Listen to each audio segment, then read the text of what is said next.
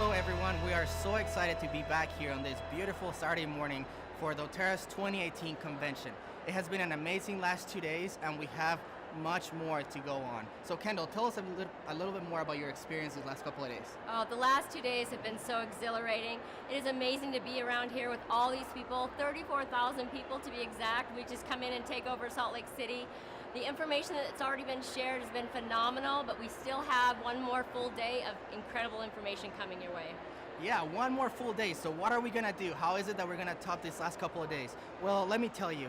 First of all, we're gonna be giving out our Elevation Award. It's the award that we give out every single year, right? Yep, to someone that goes above and beyond, not for personal gain, not for their own interest, but because they really wanna give back to that community that's been helping them so much. What else do we have going on today? And you know what? That's our culture at doTERRA. That is everything that we do.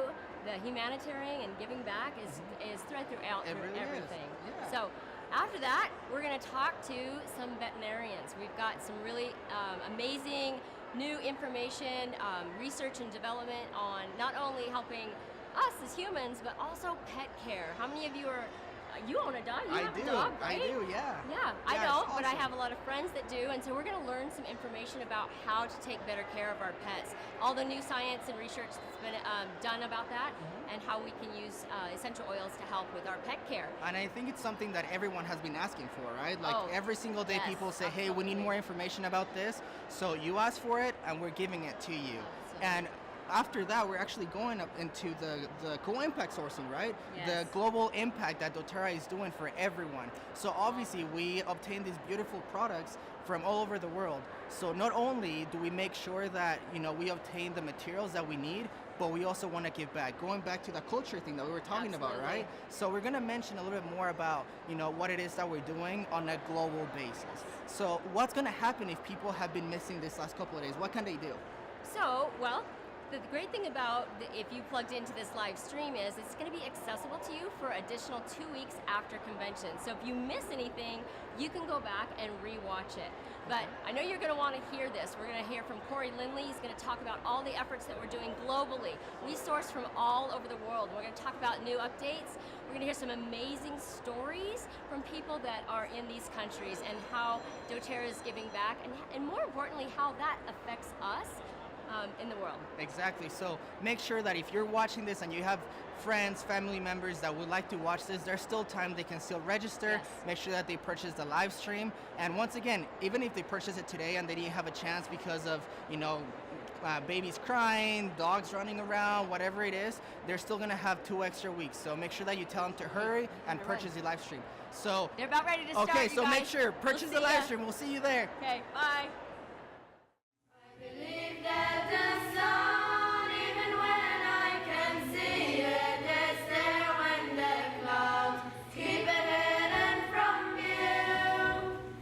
I know it will shine once again in its splendor when the clouds break away and let it shine through.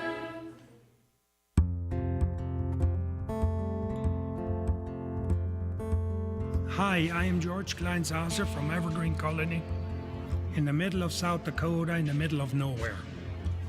We're in the middle of nowhere, but we live in a land that is just peace and quiet out in the country. It's been 2.5 to 3 years since we've been introduced to doTERRA. I should have been introduced to it 10 years ago. Sorry for being such a latecomer, but better late than never. And since we've used oil all around the colony, we have such a tremendous saving on going to the doctor. We hardly in Evergreen Colony have that. We're relying more and more on oils. We very much use doTERRA every day. There doesn't go a day by where most of the colony does not use doTERRA. Right now we're raising turkeys where we use the essential oils because we don't want to use medication. And because of that, I can say they're drug-free. In our garden, we do not use chemicals. These are the foods we eat. These are the foods we put on the table for our children. The more I can stay natural and organic, the better off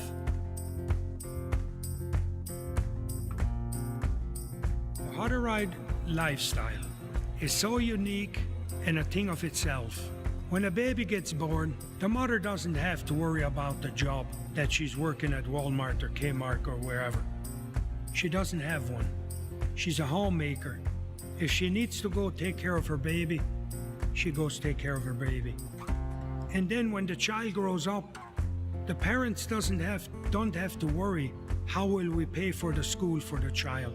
The colony provides that.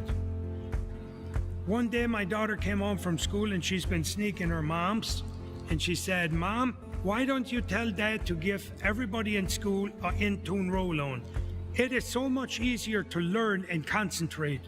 No child or family in Evergreen is there without the in-tune touch roll-on. There's many cheap oils out there which you can pick up for a dime a dozen, but we want to use a pure oil. Like doTERRA, we know that's pure, it's been proven, and it has been doing awesome things around Evergreen. And you help one how to ride, you help many. It'll just take a little time.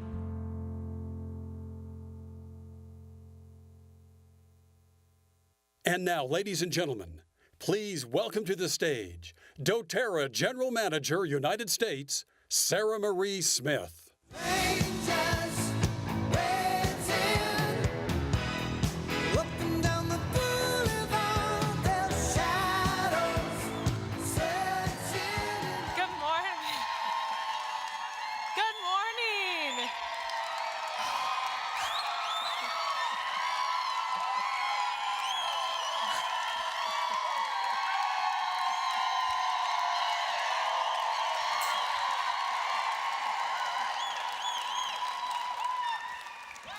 Thank you. I feel like I am in a room of my friends, so it is so fun to be here this morning.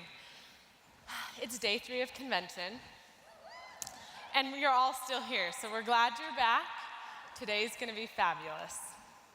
I'm going to start with a couple of housekeeping things to get us going right. So, last night we sold out of kits, as many of you noticed. Now, that doesn't mean that if you've purchased one, you can't go pick yours up. If you have purchased it, it's sitting there waiting for you. You just need to take your barcode and they'll scan it and they have it ready for you. Also, inside this kit, the mouthwash and the body mist are both over the TSA approved levels for carry-ons, so please make sure you have them in your checked luggage on your way home. It is one of my favorite things to be at convention with all of you. This is my 8th convention at doTERRA, and my first convention, we were at the Grand America in their ballroom. It was totally full. Everyone was sitting around round tables. We thought, this is amazing. Look at all these people that have joined us. From then until now, for me, the people are what make doTERRA community and culture so magical. In every opportunity I have to work with each of you, I have found that we come up with better ideas, we execute better when we're all working together. This is the magic. This week we've been talking a lot about dreams. I dream a lot. It's one of my favorite things to do, just like being here. This week, though, has had me focusing on what makes our dreams come true. What makes them real. In May, my little family and I were traveling for a weekend getaway, and one of my best friends was with us and her family as well. And at night, all of our kids went and jumped in the pool. Her kids are a little older than my kids, but my 4-year-old, Corbin, plays with them a lot.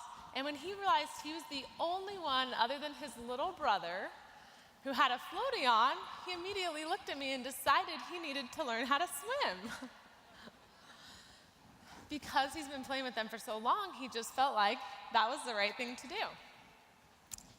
So all summer, he's been taking swim lessons. We found him a teacher that he would jive with, And he's been practicing, and he is a little fish. He loves the water, and he's a really good swimmer.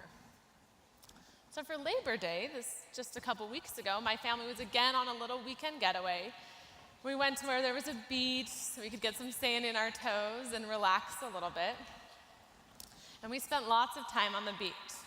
But we also spent a lot of time at the pool at our hotel because they had this great pool that had a little section that was about 1.5 feet deep that my 1-year-old could play with, but it was attached to this big pool that Corbin could play in as well. Well, I noticed we'd been there for a day and a half, and Corbin had not left the shallow end of the pool. I looked at him and I'm like, Corbin, are you gonna swim across the pool? And he looked back at me and said, Mom, I don't think I can. I knew he could, but I knew he was gonna need me to help him believe in his dream and in himself a little bit. It wasn't a matter of his capability, it was his mindset. So, knowing what motivates my son, I told him I'd give him $5 if he swam across the pool. You might think that sounds like bribery. I thought it sounded like some good motivation. His eyes lit up, and I was like, great, this is gonna work. He's gonna jump in. A few seconds later, he looked at me and said, I want $20. How many times do I have to swim across? I had to keep the laughter inside because I could see my wallet quickly getting emptied if this went on for very long. But I was also excited to see how his mindset had changed from, is he capable? That was no longer the question, right? It was now, how could he jump in and how could he get going? How is he gonna get the most out of me? So he immediately ran, because my child does not walk, to the other side of the pool. He jumped in the deep end and swam all the way across the pool back to me. He did it again, and again, and again, until he felt so comfortable in the pool. I want you guys to see this video. You'll see that volleyball came inches from him and he doesn't flinch. He gets off track a little bit and a friend helps him find his way, but he just keeps going.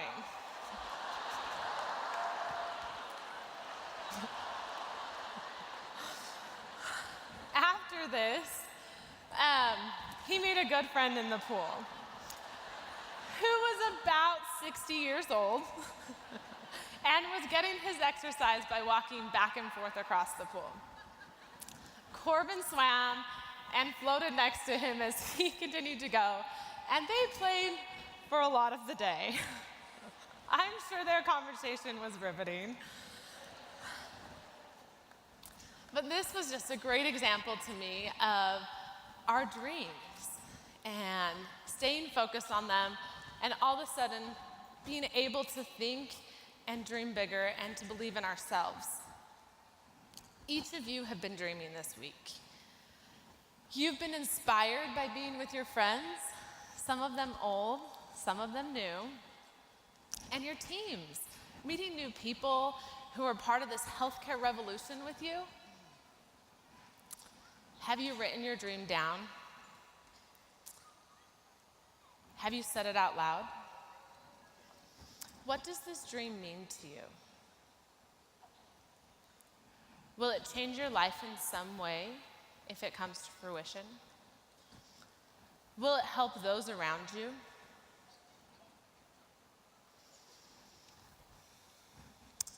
Your dreams need to be nurtured.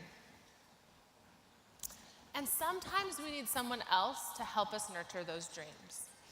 Just like Corbin needed some motivation and someone else to remind him, share your dreams with someone.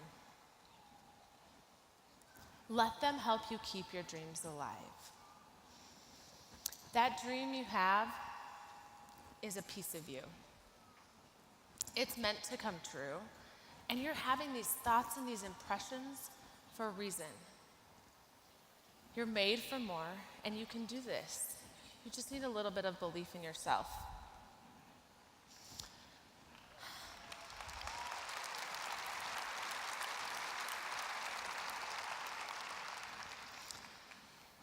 Dave Sterling opened this convention by talking about the ethos of doTERRA. He talked about how it's about service, it's about giving. And this has been true for doTERRA since the very beginning. It's about being able to fulfill your own dreams so that you can turn around and help others. When you stay in the shallow end of the pool and you choose not to take those little steps every day towards your dreams, you choose to not have the ability to help others and inspire them along the way as well. You have the choice. It's up to each one of you. If you want to stay how you are, if you want to keep feeling those little aches and discomforts and not feeling your best, not taking your healthcare to that next level, you can do that. Or you get to choose. Are you going to write that dream down? Are you going to share it with someone? Are you going to feel that full joy of having that dream come true? And then again, being able to turn around and give back. I have watched the owners walk their talk every day. In the beginning, when they weren't breaking even, there were small things that they were giving here and there. Healing Hands has always been at the core of doTERRA. It's a part of who we are. Like I mentioned at the beginning, everything we do is a partnership with each of you. And when we're all working together, it's always better. Every year at convention, since the beginning, the Elevation Award is given to recognize the efforts happening in the field by all of those using their gifts to serve others.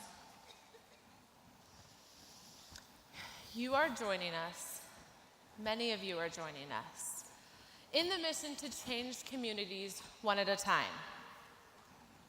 by bringing hope and solutions to people. We know many of you are serving others, and this award represents you. You may remember stories like Julie Haslam or Paul and Betsy Holmes from the last couple of years. These are people who embody what the Elevation Award means. For those of you that have not yet taken that doTERRA ethos to heart, we invite you today to join us. Join this movement of serving others, whether it's small, whether it's significant. Every one of us has a way to serve others. And this award is just that. It's seeing the need and caring enough about people to lift them up. This year's award goes to someone who has been serving communities one person at a time, finding a solution to a problem that they need help with. And through this consistent service, this person's been showing up for them over time. It's been able to lift them, and they feel the change. So, did you know that this award is a surprise? And the recipient each year gets to find out that they're receiving this award with all of you. We receive lots of nominations, and then we dive into their stories to narrow it down and pick one. Would you like to help me introduce this year's winner?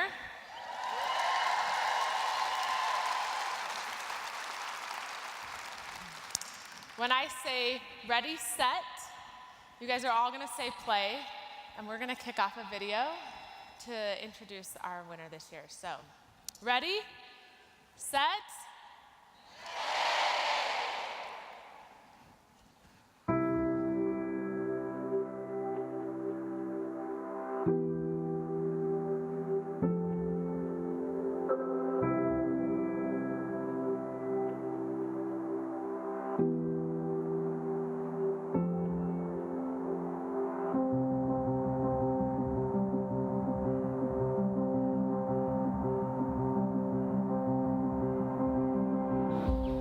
My name is Kristen Van Way. I founded Let's, Lunar Essential Trackers Company. When I first started to come to Haiti, I came because I felt like there was a need. I felt like there was something that I could do to make the planet a better place. We know that there's a lot of sex trafficking across the world, and it's no different here in Haiti. I began to ask myself, where are all these children coming from? A lot of the children in orphanages in Haiti, they actually have parents and families that are alive. And that, to me, I needed to have a solution for, because I'm all about keeping families together. And so my mission, my cause began to come to the beginning side of trafficking. We began teaching a class where women understood their bodies. We brought in supplies for them to be able to have healthy menstruation. When we taught them how to actually track fertility, we knew it was a game changer. One of the first classes I taught, Denicia stood up at the end of the class and she said, I am 40 years old and I have 6 children. And this is the first time in my entire life anybody has taught me about my body. I had no idea that I could plan to have children on purpose. She said, for the first time in my life, I actually feel empowered.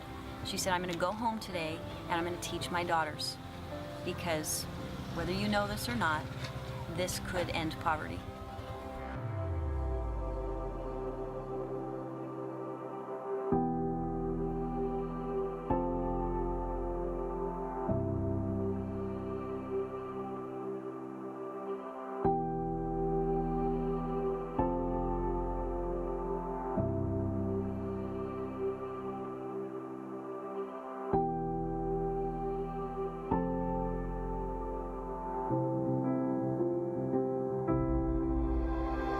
Imagine in one generation the change for good that just we can do. It's phenomenal what we can do with something so simple. One bracelet will change a life, and it might just be yours.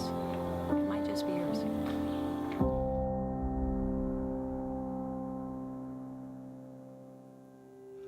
There's been a lot of talk this year about strengths in doTERRA.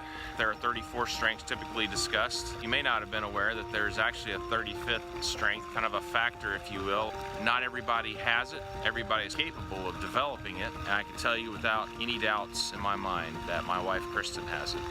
That's the SH factor, superhuman. Kristen Van Way is one of the most genuine, caring, and sincere individuals I've ever met. Her vision that she has used to take this dream that she had has become so powerful for empowering women really across the world. I get the privilege to have her as my big sister, but she means so much more to that to so many other people. Kristen walks into a room and she doesn't want to just change a couple lives. She wants to make an impact in the world, and she's out there and she's doing it. People, when they know her, they just want to follow her. And you know when Kristen says she's going to do something, that she's going to actually make it happen. She's Wonder Woman. She can do it all. She raises 7 kids and then has all these moving parts in her professional life as well, and she's making them all work. She's not going to take the easy way out. She's going to, put everything she has into making it happen.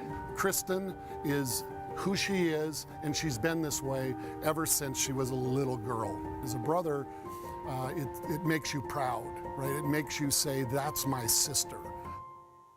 Congratulations! Congratulations, Mom. Congratulations! Congratulations!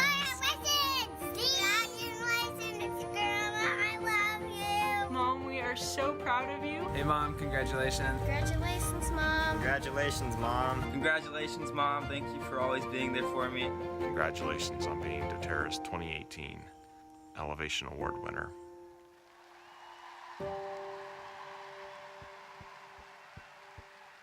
And now, ladies and gentlemen, please welcome to the stage our 2018 Elevation Award winner, Kristen Van Way.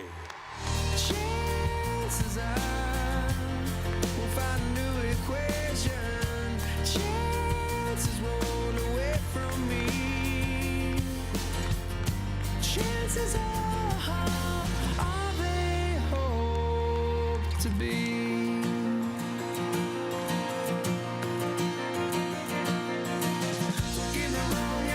Say never, 'cause though love can change the weather, no act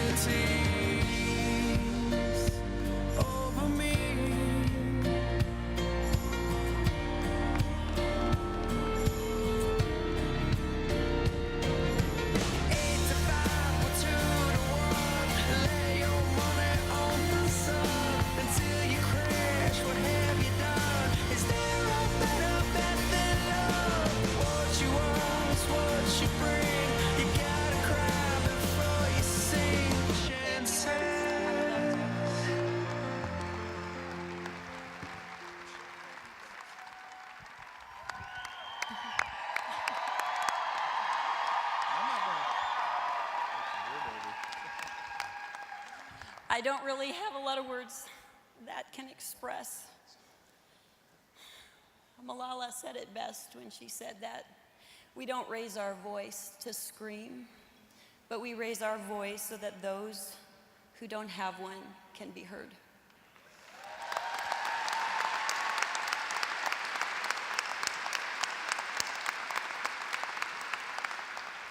Like anything, it takes a tribe, it takes all of us working together. We all have a dream, we all have a vision. And doTERRA has beautifully given us a vehicle that we can express that, each of us in our own way. It was about 5.5 years ago that I discovered doTERRA. I was very sick. I'd been in bed for about 3 years with Lyme disease. And I am grateful every single day for the support that my body received by finding doTERRA, but it wasn't just that. It was the dream that was planted and being able to express. And the first time that I talked to Emily Wright, I knew that I was home. And I knew that I had a place that I could fulfill the measure of my creation. And serving and giving is in the heart of each of us. It's the rent, it's the service that we pay to be on this earth. And I am so grateful, so, so grateful.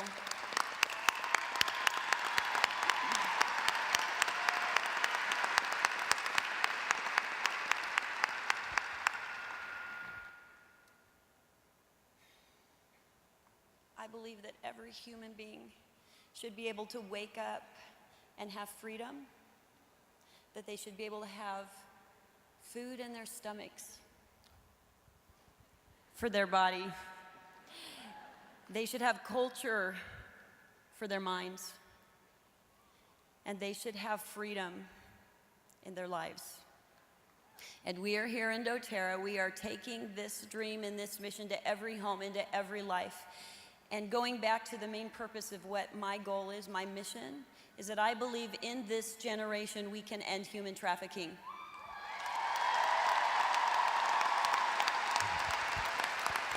It's going to take all of us, you guys. It's going to take every single one of us uniting, and doTERRA's been a beautiful platform for that, and it's going to take prevention and education. It's going to be getting the bad guys, and it's going to be rehabbing. But together we can do this. So thank you so much. Thank you. Chances are we'll find a new equation. Chances roll away from me. Chances are they hope to be.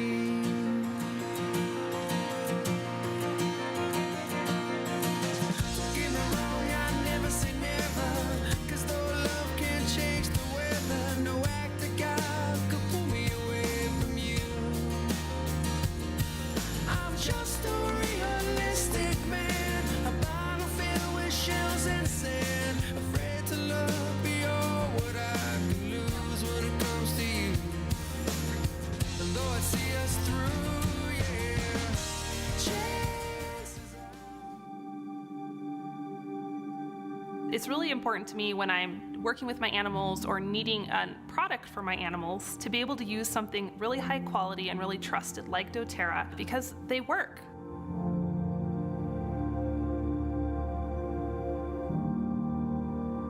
Horses have always been a really important part of my life, a big passion of mine.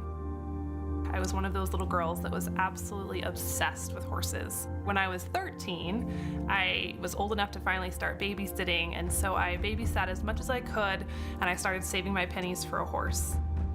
My moment of victory came when I was 14 and we brought my first horse home. I rode the legs off that horse. The idea of being partners with such a large animal, like, it's just a measure of power and freedom that you really don't get anywhere else. And when you work with a horse long enough that you really are in time with them and you become one with them, that moment where you're working together and there's no resistance in either one of you is just indescribable. And to this day, I still get goosebumps when I either talk about it or experience it.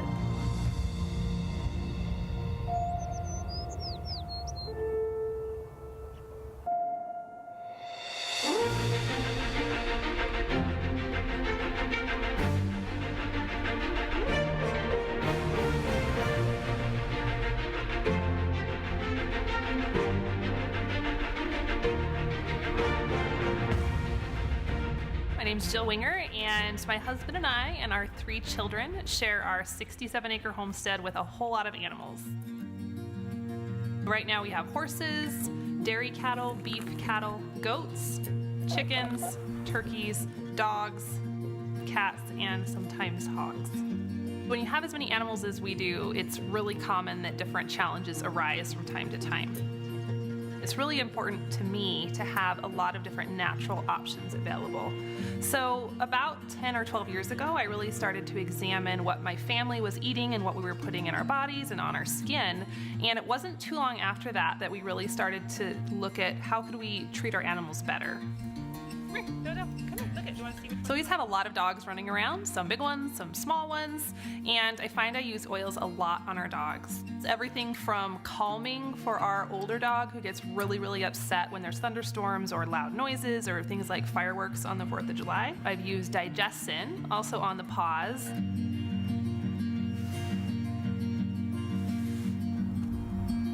So cattle are definitely something that you might not think about using oils on. I know I didn't at first. And then I realized when I had the oils on my hands and I was out in the barn, my milk cow would smell me and lick me, and she absolutely loved it. So then I kind of experimented with other things. So dealing with flies is a big one. I also love to make a homemade udder balm for my cow's udder. It's kind of like hand cream, but it's super nourishing and rich and soothing, and they love it. I love to show my mare Kate. We do ranch horse shows throughout the summer, and whenever I pack my trailer, I pack a big old bag of oils because I cannot imagine going to a horse show without them. The number one thing I like to use at the shows is In Tune and Balance. Put the oils on my hands and then I just rub them into my horse's mane, and it's like she's a giant walking diffuser. I really appreciate having doTERRA products. They're natural, I can trust them, they work, and they're amazing options whether I'm helping my human family or my animal family.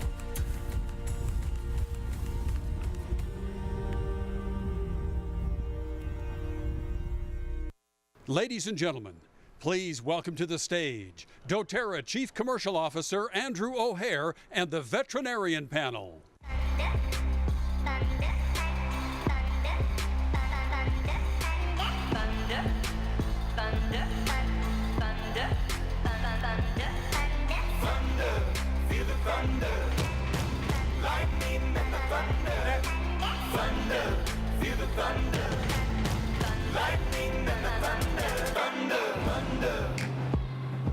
Wow. Thunder.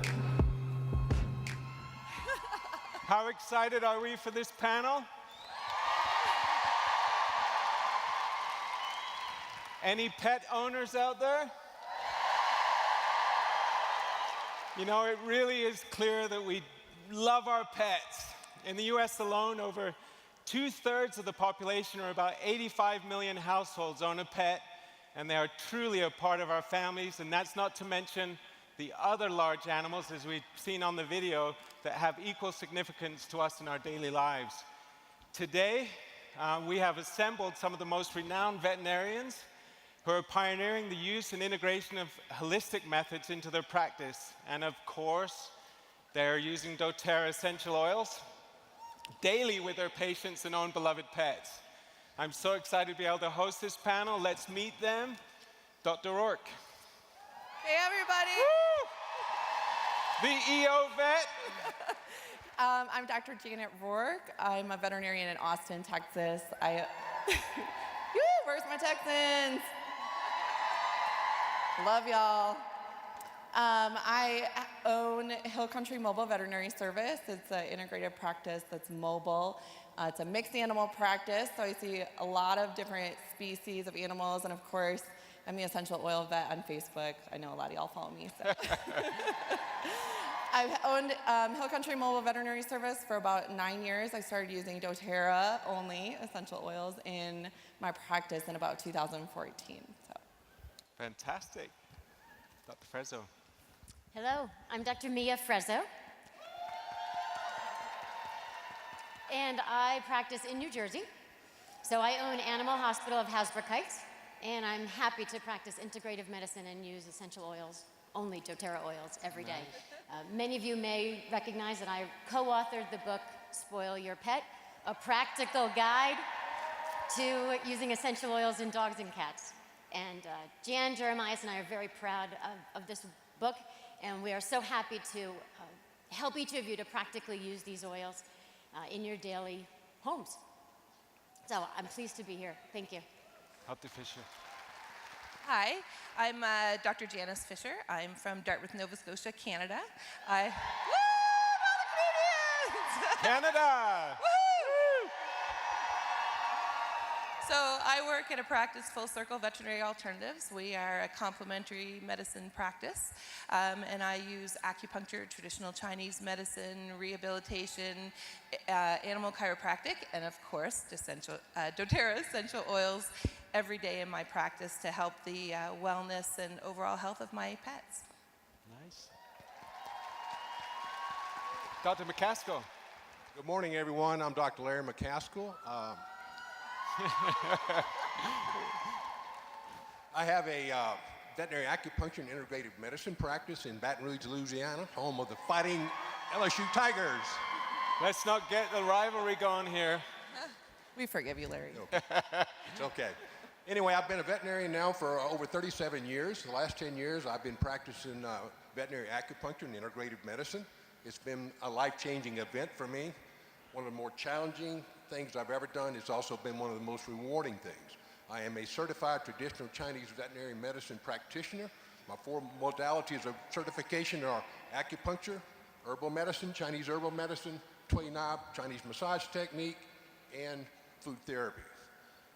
Now I have all these are tools that I use from my toolbox to help patients when the Western medicines aren't working or they can't take them, or when you have a patient with an organ disease, kidney disease, heart disease, it's great adjuvant therapy. And you have neurological patients that maybe require surgery. For some reason, they are not able to have surgery. It's a wonderful alternative, and it works very well. I call these all tools in my toolkit. Now I have a new tool in my toolkit. Thank you. It is doTERRA Essential Oils. Thank you. Dr. Yamamoto. Hello, I'm Dr. Jeanette Yamamoto, and I'm really, really excited to be here. I am an Oklahoma State University grad. I've been practicing veterinary, mostly small animal, for the last 16 years. I am currently at a practice in Castaic, California, about 30 miles north of Los Angeles. Golden State Vet Care, and been there about 3 years, but I've had 10 years in the emergency and critical care world where I did mostly Western medicine, and now for the last few years since I've been an advocate, I've been incorporating the oils into my practice on a regular basis, enjoying doTERRA oils, seeing the wonderful outcomes with my patients. And in addition to practice, I have an in-home euthanasia service as well, providing in-home support for families during that very sad time in their lives, and that's called Peaceful Pet Services, and also incorporating oils there as well to help with my patients as well as my clients. And thank you so much for having me. Oh, thank you. We're so excited to have all of you. So in January, I think many of us had seen the BuzzFeed story that hit the news, and about Ernie the cat, the 16-year-old cat that unfortunately became sickened, whether that was the essential oils or not, but definitely hit the news that diffusing or using oils around our pets that may or may not be safe. And I know that's when I first seen you, Dr. Rourke, in your car on your live stream, sort of reassuring the world. Do you want to talk to that moment a little bit? Sure, yeah. That was a real, viral videos are a funny thing, right?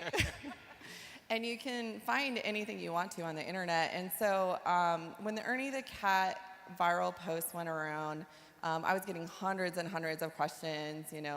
People were, literally freaking out, not wanting to hurt their animals. And so I did that video on my way home from work, in my car with no makeup, and my hair is all frazzled. And it got quite a few views. So hopefully I look a little better today. Absolutely. But I just, that was a weird case because the veterinarian gave antibiotics, and it wasn't really, the vet there probably didn't do anything wrong, but they weren't treating for a toxicity type of thing. And there was definitely some questions about the quality of the oil that was being diffused, and that sort of thing, and the quantity of the oil as well, which are certainly things that we need to factor in when we talk about safety with cats in particular. So, just short answer: is it safe to use essential oils ourselves, diffusing topically around our pets? Absolutely. If you use a little bit of common sense. So certainly not diffusing 20 drops of, Maluka in your diffuser. I don't know anyone that would really want to do that anyways, but certainly 3 to 4 drops in your diffuser in a water-based diffuser like the Lumo or the pedal diffuser is perfectly safe. Yeah. Dr. Frezzo, what do you think? The quality and the purity of doTERRA essential oils makes them the most superior oils on the market. And to me, quality and purity are everything. So without those high standards, doTERRA wouldn't be the safest product you could possibly use for your dog or cat with confidence. And I know we have a lot of DIYers out there, and there's been lots of questions that have been fielded around using DIY home care products. What are the thoughts around that, again, with our pets in the home, Dr. Fisher? Well, I think that I love using the DIY products, using them as some of the cleaning products around the home. Yeah. I think that that's actually one of the greatest benefits of using essential oils with our pets, because animals don't do well with synthetics. They don't do well with those type of chemicals in their body, and when we're cleaning our homes, they're the ones that are walking along in their bare feet or walking on the counters after we've cleaned the counters. So I've loved the fact that I've switched over everything in my home to On Guard cleaning, and I feel way safer with my pets doing that than any of the other products that we were using before. So when people are concerned about using those DIY products with their pets, I kind of say no. I think it's the exact opposite. I think it's much safer to be using these essential oil products than a lot of the other chemically laden products on the market. Dr. McCaskill. I totally agree with Janice. Anything that's natural is going to always be better than something that's artificial, or trying to correct term I'm trying to use anyway. Anything natural is always going to be much better than anything that's produced chemically. Nice. Dr. Yamamoto? And I would agree, and I feel the same way, as far as us utilizing it on ourselves, if we put it on ourselves topically, it's going to be very safe if your animal's brushing up against you, if your dog's licking your leg. So, that's across the board, whether it be the cleaning products, anything synthetic or artificial is going to have issues with us. Of course it's going to have issues with our pets, and they are more sensitive. And then going back to, as far as diffusion, same thing, just what Dr. Rourke had mentioned, common sense, that's what it is. We need to be maybe a little more sparing with what we're using when we're using it with our animals. Fantastic. And so we've established, I guess it's safe to use the essential oils in our home for our own benefit. I'd like to pivot now to discussing kind of using essential oils with our animals, on our animals. And Dr. Fisher, what are your thoughts on that? I know you've all integrated them into your practice, but I know there's also concerns as well. Absolutely. So I use them every day in my practice. As a rehab vet, I see a lot of patients that are recovering from surgeries. I have a lot of really active sport dogs in my practice, so they are always going out and doing absolutely foolish things. They might be super agile when they're doing their sport, but they could be pretty reckless with what they do with their bodies. So I have people keep little emergency kits for their animals. And one of the things that I have is for little cuts and abrasions. You know, we'll have, I'll get them to dilute lavender and frankincense for those. I like to keep it nice and simple with pets, and those ones work fantastic. They offer that little bit of soothing that you need. They offer that great support for the skin to heal. And with pets, we have to worry when they get itchy. A lot of times if things are healing, things will get really itchy. And for pets, the first thing they immediately start to do is chew or lick at the area, which makes it a lot worse. Yeah. So having the benefit that the essential oils will help provide some soothing to that itchiness can really be very helpful. Nice. What about dilution ratios? That's probably one of our most asked questions, and you know, maybe talk to that, Dr. Rourke. Sure, yeah. When we're talking about topical use with small animals, dogs and cats, we like to be a little bit more conservative, use them sort of like we would use them for a small child. So a 1 to 3% ratio is really good, which is the equivalent of 3 to 6 drops in 10 milliliters of carrier oil. Okay, and perhaps just continue with yourself a little bit. You know, there are questions kind of on the do use list, which hopefully we'll get to in a moment, but there's maybe some on the do not use. And again, tea tree or melaleucas come up a lot. Maybe just kind of speak to that a little more. Absolutely. This is probably one of the more common questions I get, actually. So tea tree oil is one of those that's an extremely popular essential oil, and we've already spoken to the purity and potency and things like that. So where you get the melaleuca from is a really important thing. So I know all of you here use doTERRA, so you're like, well, ours is pure, right? But small animals, cats and dogs, do metabolize tea tree oil in particular a little bit differently. So we talked a little bit yesterday about the different pathways in the liver cells, and so animals have a little bit different pathways. And so that being said, it takes them a little bit longer to excrete melaleuca from their system, which means it's a little bit, use a little bit of caution with melaleuca. And I usually tell people to just use something else instead, because we have so many amazing oils that have very similar therapeutic benefits that don't carry the risk that melaleuca has for small animals.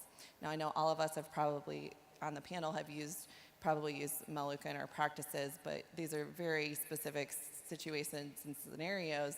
And so I usually tell people in their homes to just use something else. It's a little bit safer. And what would that something else be? Dr. Fisher, do you have ideas? Yeah, I like to use a lot of geranium with pets. I find that that's a lot safer. So if I'm making any sort of blends where normally if I was doing it for my family or for my daughter, I'd use melaleuca. For my pets, I just switch that over to use geranium. Or arbor vitae can be another one that's really great for a lot of conditions that we see in pets. And I find that that one is a little bit safer too. So it's not that I'd never use melaleuca. It's just that I think that there's other safer alternatives. So I'll use those first, and if I'm not getting the results, I could always do something different, but I find that most of the time I get great results using those other essential oils, and so those are my go-tos. Oh, fantastic. Well, I think many of you have seen the Facebook post that Emily posted on her page a couple of weeks ago, and we literally had thousands of questions and responses and excitement, quite frankly, for the panel. I'm just going to get to some of those questions now, if that's okay with you. One of the main questions that we had was fleas and ticks, and how one might be able to deal with those with essential oils. Dr. Fresno, do you have any thoughts on that? I do. So fleas and ticks are a major concern for most pet owners. And in New Jersey, we need to protect our pets from fleas and ticks all year round. Several essential oils are safe and effective, and among them are arbor vitae, geranium, lemongrass, cedarwood, and rosemary. doTERRA has prepared for us a very convenient spray blend called TerraShield, and I go to this oil very commonly. I feel completely safe, and these oils are effective in preventing fleas and ticks in our pets. So practically, how do we apply? When do we apply? You know, what's the kind of the protocol for that? So each essential oil may be metabolized a little bit differently. Yeah. And in using these for fleas and ticks, we may need to reapply periodically so that we maintain our pet's protection. And I find that the easiest way to do that is to either lightly mist the pet and then gently distribute the oils with your hands, particularly on the legs and the underside. Alternatively, if your pet prefers, you can put the oils in the palms of your hands, rub your hands together, and then pet. I always like to keep every pet's experience positive. So you want to apply the oils in a way that your pet is happy and content, so that it's enjoyable and it's a nice bonding experience. Nice. Well, one of the other, I would say, most asked questions is around anxiety.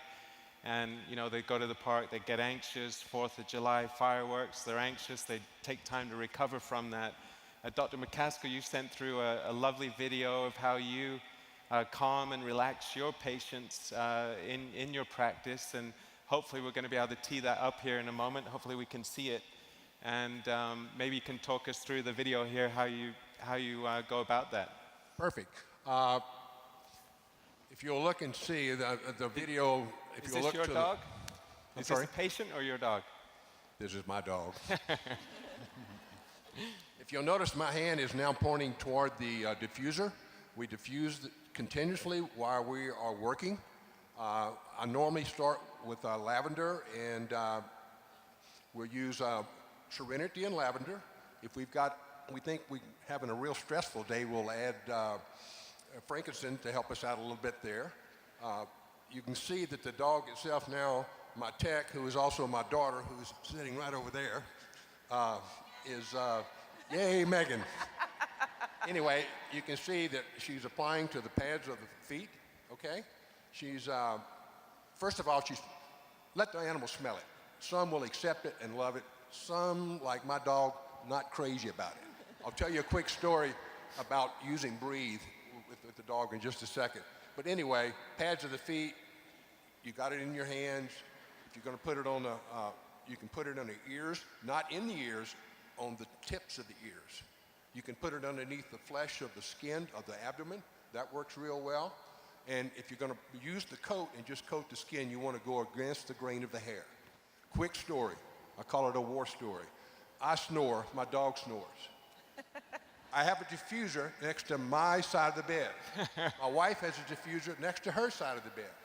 Okay, so every night, I have to fix the coffee pot every morning or the night before so it'll be ready for the morning. She fixes the diffusers. She makes sure that we have plenty of Breathe. Since we've been using Breathe, the dog sleeps right next to my bed. Our snoring has decreased at least 75%. Really. I'm serious. Try it. Well, that's a fantastic story. I know, Dr. Yamamoto, we spoke a lot about seasonal threats. There's lots of questions coming our way, that, you know, and you mentioned California's 4 seasons, and, you know, really there's no real time for seasonal threats. It's all the time. And we have a lovely video of, I think, your pit bull, Bella, and perhaps you can kind of talk us through that protocol. So, this is my pit bull, Bella. Aww. So what I've done here prior to the video, in regards to seasonal threats, I used a single drop of lemon, a single drop of lavender, and a single drop of peppermint with some fractionated coconut oil, probably about, I would say, a teaspoon for her. She's approximately 60 pounds. And so doing essentially the same thing that Dr. McCaskill was doing with his lab is applying underneath, in between the toes, even on the top of the paws, inside, essentially the tips of the ears, again, avoiding the ears, along the back with the hair, and then you can come back up against the grain, so you're working it into the skin. And then along her belly, she tends to have more issues there because there's less hair there. So she has more irritation if there's something that is a contact irritant for her. One of the big things as far as other applications, the same thing, lemon, lavender, peppermint, you can diffuse those with dogs. With cats, we do use a little caution as far as topical application of citrus oils, so we would switch out the lemon for lemongrass, even add in frankincense for cats and do the same thing. A little higher dilution for cats is what I would recommend.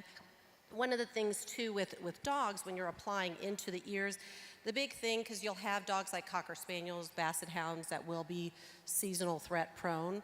And so when you are applying inside the ear, just think when they go to shake their head, that's coming right into their eyes. So just use caution where you're applying that so they don't smack themselves in the eye with some oils, because same thing with us. You get in your eye, stings pretty significantly, and so same kind of thing. Just keep those things in mind. Okay. Great. Dr. Fisher, I know you work a lot with sport dogs, and I guess it necessitates running through woods and things like that and picking up cuts and scrapes. There's another frequently asked question there. How do we treat those abrasions and minor cuts and scrapes? Yeah, absolutely. So I was kind of alluding to before that not all my patients are super careful with their bodies, and so we will have issues like that. So I'll use things like I had mentioned about using a little bit of lavender and a little bit of frankincense, and then I also like adding in some myrrh for the cleansing and soothing properties of that, and then a little bit of helichrysum. Helichrysum is amazing, especially if there is a little bit of bleeding involved, and also just because it's so great with skin rejuvenation. And then that's one of the times that I'll also add in that geranium. Okay. And so I find that making a combination of those together is great. You can mist it over the area in a diluted form. And I got a nice tip one time, I believe it was from you, Dr. Rourke, that instead of using fractionated coconut oil, because a lot of times those wounds can be a little bit moist, and so we don't necessarily want to be adding a lot of fractionated coconut oil to that. So I'll make that blend in a little bit of aloe vera juice, and I find that that's amazing and soothing and works great with pets. Nice. Correct text. That would be another option for sure. And Dr. Frezzo, digestive health. I know you sent through just a lovely video of Peanut, which is actually one of your patients, right? Maybe you could talk to that a little more. Is the video good? I think the video should be coming up momentarily. So Peanut is one of my patients, and his family sent us this lovely video. He really enjoys getting his oils applied. His family says he asks for them, lies down, and says, "I'm ready." And he is doing wonderfully well and enjoying the experience every day. He's remarkable, and his clients are my clients, his family, is so happy that he loves his oils and he's feeling really well. So Digest Zen has been a terrific oil for him on a daily basis. More, he says, more, give me more, I'm not done. He's remarkable, and everybody is so happy he's feeling really well. That's fantastic. It's the cutest video. I think we all want a bulldog now. He is adorable. Fantastic. Well, we had an interesting conversation. We had a question around how do I keep my fur soft and skin from drying out, but there was some more fundamental thoughts around that and on the wellness pyramid and so on. Dr. Fisher or Janet, do you want to talk to that? Or? Go ahead. You want to do wellness? Sure. Skin health, just like with people and our health, the foundation of the wellness pyramid that doTERRA has is nutrition, right? And so we have our amazing lifelong vitality supplements and Terrazyme and PB Assist and those sorts of things to help us with our gut health and our nutrition. And the same goes with small animals. So gut health and nutrition is really the foundation of overall health, including, in particular, skin health. And so if you have an animal that has particularly dry skin or is really itchy, one of the things you really need to look at is that foundation of nutrition, and some very easy ways you can support that, regardless of what you're feeding, is adding omega-3 supplementation, as well as digestive enzymes and probiotics. Fantastic. Go-to oils, day-to-day usage, Dr. Yamamoto?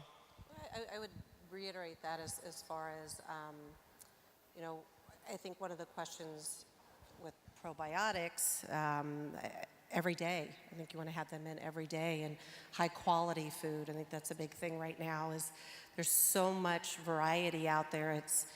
as a vet, it's kind of scary how much food is available, and so you want to try and hone it down to high quality, talk with your vet about it, make sure there's AFCO certification, all those kinds of things. So, yeah, making it the base of important. Fantastic. And I know we spoke a lot about dilution ratios, and we actually had many questions coming about large animals, horses, cattle, et cetera, I know a significant part of your practice is working with horses. And again, we have a video here. We can kind of talk through how you get the horse here. Sure, this is Java. She's an eventing horse. Melissa's in the audience here. It's her horse. And this is Copayiba, so she has some muscle soreness, just general overall. She's licking it off my hands here. And let her smell it. And then we're gonna go for topical application along the spine. That's a Flayman's response. That's a very positive response to essential oils with horses. It means she really likes it. She wants to hold the smell. And then we just apply it topically along the spine. I usually do 5 to 6 drops along the spine and then just rub it in very easily. Anyone can do this if you guys have horses. You don't have to be a vet. Thank you. And she loves it. So yeah, I love that doTERRA has some really amazing supportive blends for large animals. Things like Zen for overall digestive support. I know that's a really big concern with horses. Aroma Touch is amazing for muscles and joints in our performance horses, as well as Copayiba, frankincense, Breathe for respiratory support. So I know there was maybe some people in the audience that might have been a little disappointed that there wasn't a pet line coming out this year. But we actually already have some really amazing oils that can support our animals. So nice, ready. Nice. Dr. McCaskill, any thoughts, closing thoughts, go-to oils for the audience here? It makes sense to have frankincense. Yeah. That's right. It makes sense to have frankincense. It's the #1 oil as far as I'm concerned because it covers so many spectrums. For the people that have a little emergency home kits, you can't go wrong with lavender.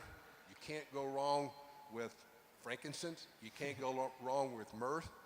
These are things that you can take care of cuts and bruises and scrapes, especially since I'm an outdoor person and my dog is out in the woods a lot.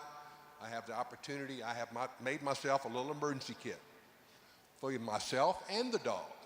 So if it's good enough for me, it's certainly good enough for my dog. It's a wonderful product, wonderful product. Dr. Fisher, you mentioned there's a 3-week waiting list to get in to see you. Obviously, there's huge demand for vets who use holistic practices. Recommendations for finding a vet in your area? There certainly are some different websites for people that are certified in holistic medicine, like the American Holistic Veterinary Medical Association will have a list of holistic vets, so people could certainly look on there. And then I think that a lot of times just being honest with your veterinarian and talking to them about the fact that you are using essential oils, but explaining to them that you are using a therapeutic grade, 100% pure essential oil, and that you know that it is safe for veterinarians, and asking them to research it a little bit more themselves and to contact people like us. Any of us would be willing to talk to veterinarians. I work with them all the time to try to introduce the essential oils to other vets and just make them more aware. And having worked in a holistic practice for over 14 years, I can tell you that years ago it was much more difficult for me to get regular veterinarians to be sort of interested in what we do. And now the newer generation of veterinarians that are coming out, and even some of the people that are working now, are much more open to it. So I think it's going to be easier for people to be honest with their veterinarians about what they're doing, and for their veterinarians to look for help if they don't have the knowledge themselves. Fantastic. Well, thank you. We pretty much almost run out of time here. But, obviously it would be, we could really talk for hours and hours, really getting into, a lot more depth on what we can do as a company, what you can do as vets, and what we were, thinking, would it be something that, might be good for doTERRA to be able to offer as potentially an advisory board that could offer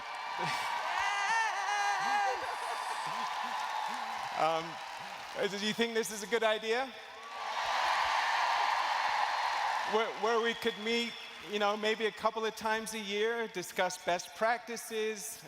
You could connect and find ways to connect with everybody and really give some great advice. It sounds like everybody is on board with that, and the executive team is on board.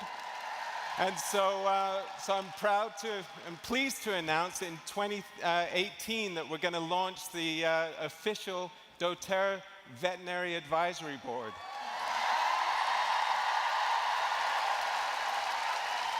How does everyone feel about that? So please join me in thanking our panelists. They've done a fantastic job, and I hope you have a great rest of the day. Thank you. Thank you. Thanks, everyone. Thunder, thunder, thunder, thunder, thunder, feel the thunder, lightning and the thunder, thunder, feel the thunder.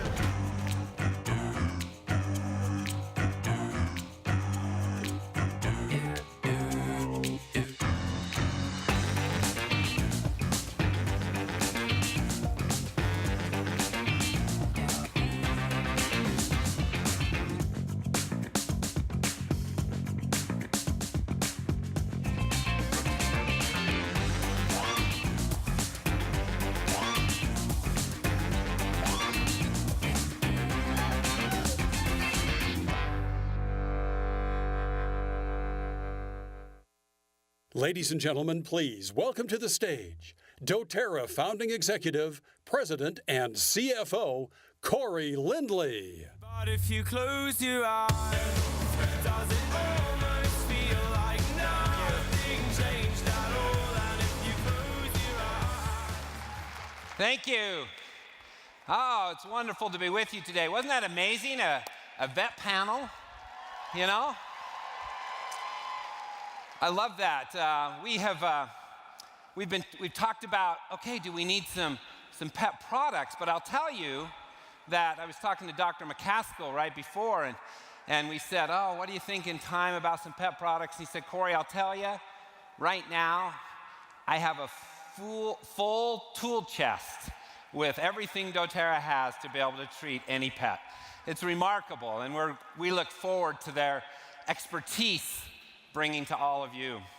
Well, this is the first time that we've openly talked about a convention about essential oils and pets. Rest assured that our ownership team knows full well the value of using essential oils with pets. I've long used essential oils with our family dog, Ozzy, who benefits from On Guard and other essential oils to remain healthy and strong.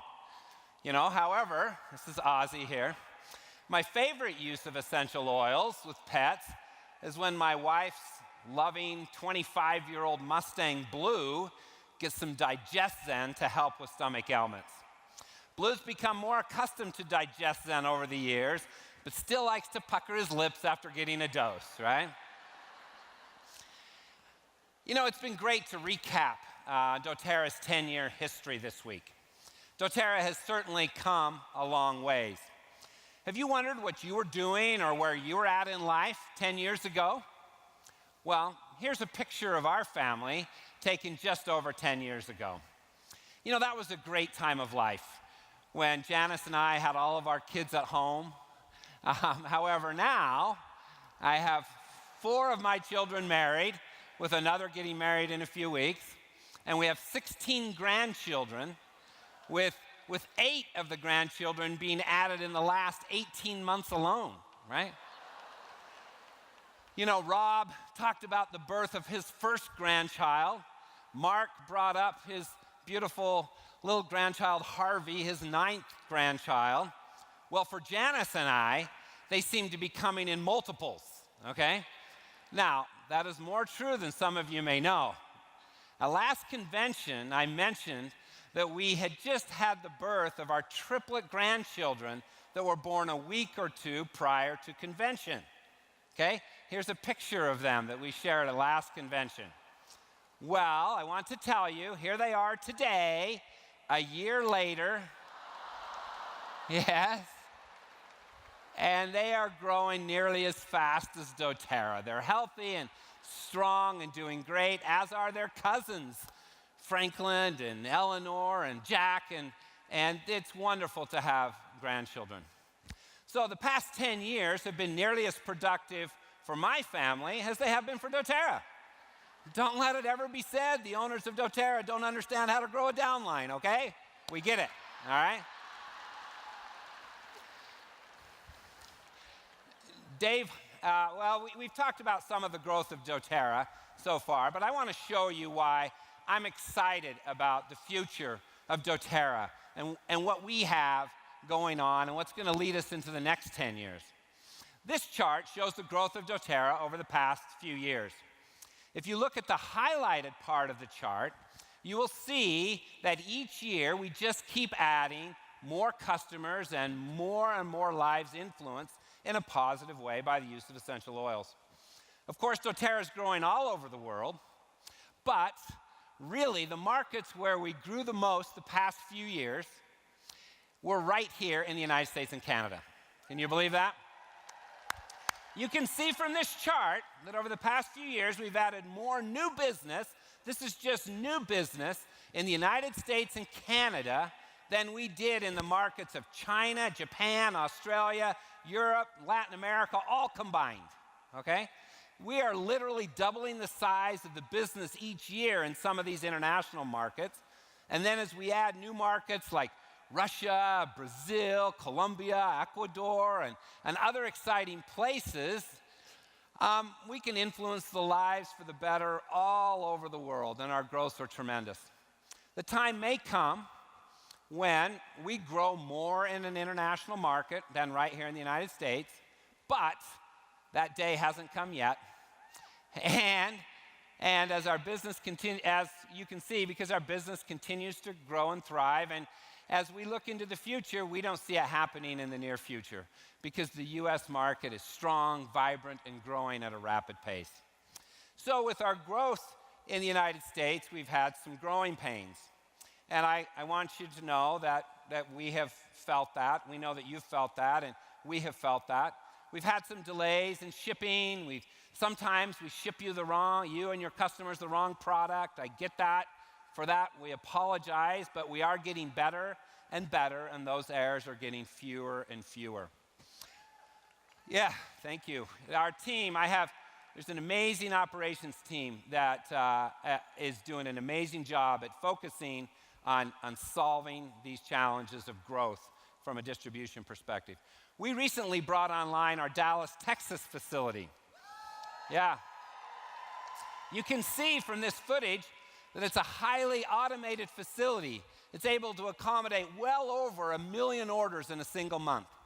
We can grow and expand this facility, and we now are building a new distribution center near our home office in Pleasant Grove, Utah, that will run on very similar automated technology. Eventually, we'll automate all of our major distribution centers around the world, and this will improve our picking accuracy and help us get orders to you more timely than we have in the past. By the way, now that we have the Dallas facility up and running, we hope to bring Alaska and Hawaii online with local distribution and shipping within the next few months. We're getting there. We're getting there. Our growth has also stretched us in other ways. As we've looked to the future, we have invested significantly in our global inventory levels. You know, it's been amazing to be able to keep up with the amazing growth that we've had from an inventory perspective. Over the past year or two, we've more than doubled the amount of inventory that we have in our warehouses. And we want to ensure that we have adequate supplies to meet the current and the future demand.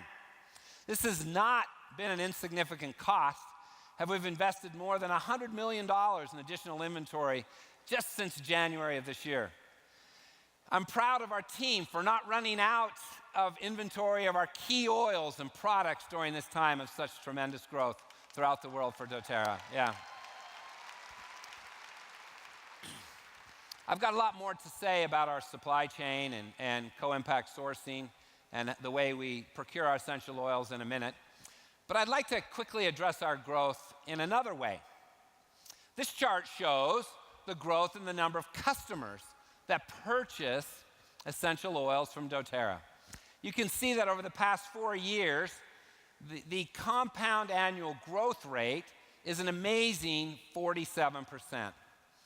Because of the way that essential oils help families and the fact that so many people in the world today don't yet know of doTERRA, we're confident this growth in customers will continue.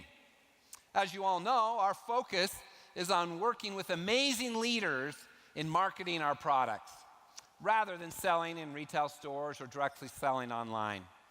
Of course, the reason for this is that our leaders, all of you, are able to educate and train on the use of essential oils. You know, with an adverse reaction rate on the use of our oils of just 0.007%, we are confident that this model works, and we're not moving away from it. We love you, and we love the way you educate and train your customers on the safe and effective use of essential oils. Here you can see the growth in the number of leaders within doTERRA. These are individuals who train and educate consumers on the use of our products, and they get compensated in return. Our 4-year compound annual growth rate is 30% on leaders, meaning the number of customers from the prior slide is outpacing the growth in leaders, which is a great sign as the consumer appeal of doTERRA just continues to grow at a rapid pace. I'm not going to talk a lot about compensation, but I will say that through our compensation plan, we really have 2 goals or dreams that for those who receive remuneration from the company. Okay, the first, we have said that we want to be the direct selling company that helps the most people get out of debt, all right? Debt is a plague on our society and our economy, and we want to contribute to this eradication of debt in a positive way, and it will for all of us as we work together. Dave shared examples on Thursday of how thousands of lives are improving as the debt load of our leaders is declining and in many cases being eliminated. We still have more to do as we have so many new leaders join us every year, but we stay focused on the goal of eliminating debt. But what also excites me is about all of this is our second reason. So one is to get out of debt, and our second vision of compensation is that once someone is out of debt or once they have their basic needs met and they're able to receive some additional income, now they have the resources to fulfill their dreams. Fulfilling dreams is what doTERRA wants to do, and our compensation plan helps fulfill that. So with doTERRA, it's clear that your dreams and our dreams are aligned as we focus on helping alleviate poverty, suffering, and pain in the world. I love the Elevation Award that we gave to, love Kristen Van Wey, who we gave the Elevation Award to today. She's an amazing example of how her dreams are aligned with doTERRA's dreams. And her success in doTERRA helps her fulfill her dreams. For me, I feel very grateful that one of my dreams in life is being fulfilled through doTERRA. So let me give you some background. I was raised in northern Utah on a farm. My father was a professional football player, a highly successful coach, football coach, and a school teacher. But he was also a farmer. Here's a picture of my father taken 6 to 8 years ago on his farm before he passed away. My summers were spent hauling hay, moving sprinkler pipe, and most importantly, learning the value of hard work from my dad. I also learned of the significant contribution farmers provide to society. I remember working hard with my father during the summer months to grow and harvest alfalfa, grain, corn, and when I was young, sugar beets. If you've never thinned or hoed a row of sugar beets, you've missed out on one of the great ways to teach a young boy to grow up, right? Those sugar beet rows were about 1/4 of a mile long, but to me, they seemed like they were 10 miles long, right? It went on forever. But as I grew older, I was able to gain an understanding of the stress that my father was under after working so hard all summer long. The financial return on his crop was subject to the vagaries of the market, and some years the financial return wasn't nearly as much as anticipated. Farming can be a very tough life. So why is this relevant? Well, I'll tell you, it's relevant because my dream is to be able to help farmers have a better way of life. Yes. I remember back to my first trip to Nepal with my wife Janice several years ago. While working on harvesting wintergreen with some women who were showing us how to harvest, my wife stopped me dead in my tracks. And she said, "Corey, I want you to make me a promise right now." As an obedient husband, well, I try to be obedient most of the time, okay? I said, "Yes, dear, what is it?" She said, "You are the CFO of doTERRA, and you give your employees a raise every year, right?" "Yeah, if they earn it." No, I said, "Yes, they get a raise every year." She continued, "Well, these ladies are working just as hard, if not harder, than your employees, and they need a raise too. Will you commit to me?" Yeah. Janice said, "Will you commit to me right now that these ladies that work so hard also get a raise every year?" I said, "Yeah, sure." I must not have said it with enough conviction because she said, "I'm serious, okay? These ladies need a raise every year. You need to make it happen." Well, I want to report to my wife, Janice, and all of you, okay, that we have made that happen. The ladies that harvest wintergreen in Nepal now receive 2 to 3 times as much for their labors as they did 3 years ago.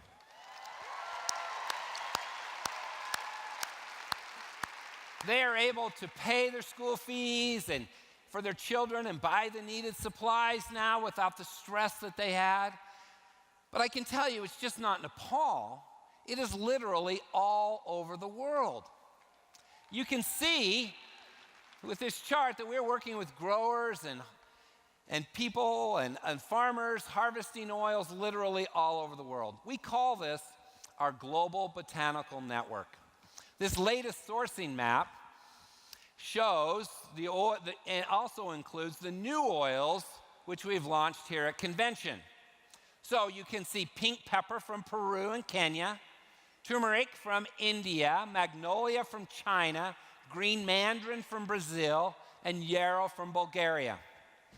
Among this global botanical network, we have developed our transformative co-impact sourcing initiatives and other sourcing initiatives in many of these countries where we have invested so far, and those are highlighted on this map.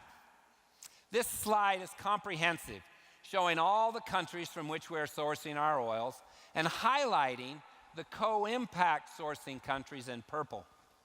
Let me highlight 2 other things about this chart while it's up there. First, you'll notice that there are some countries like Mexico, Finland, South Africa, and many Central European countries where we do source some oils, okay? But we haven't disclosed exactly which oils we source publicly. We like to keep our competitors at bay just a little bit, okay? So we're not going to release everything we do, just the major things. Also, we are really just getting started in our co-impact initiatives. A few months ago, I love this picture, we sent several employees into a very remote part of northern Russia to work with amazing people called pictovars that harvest and distill fur oils like our Siberian fir. We went to see what we could do to help these people and found that we were the first company to ever visit them in the more than 30 years of their work. Imagine that. They have provided amazing Siberian fir and other fir oils for more than 30 years.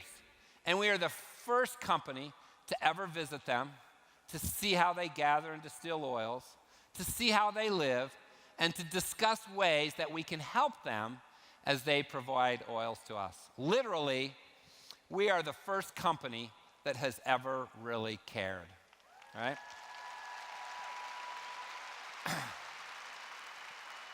When we isolate these countries where we currently have significant co-impact models of community involvement and support, this is what it looks like. And we're very proud of the work happening in these countries today.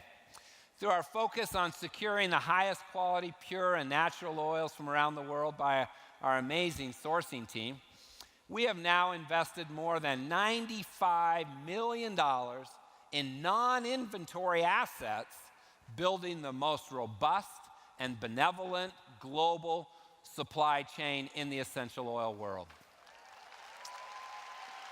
No other company has ever invested in growers and essential oils and those who provide them to this level.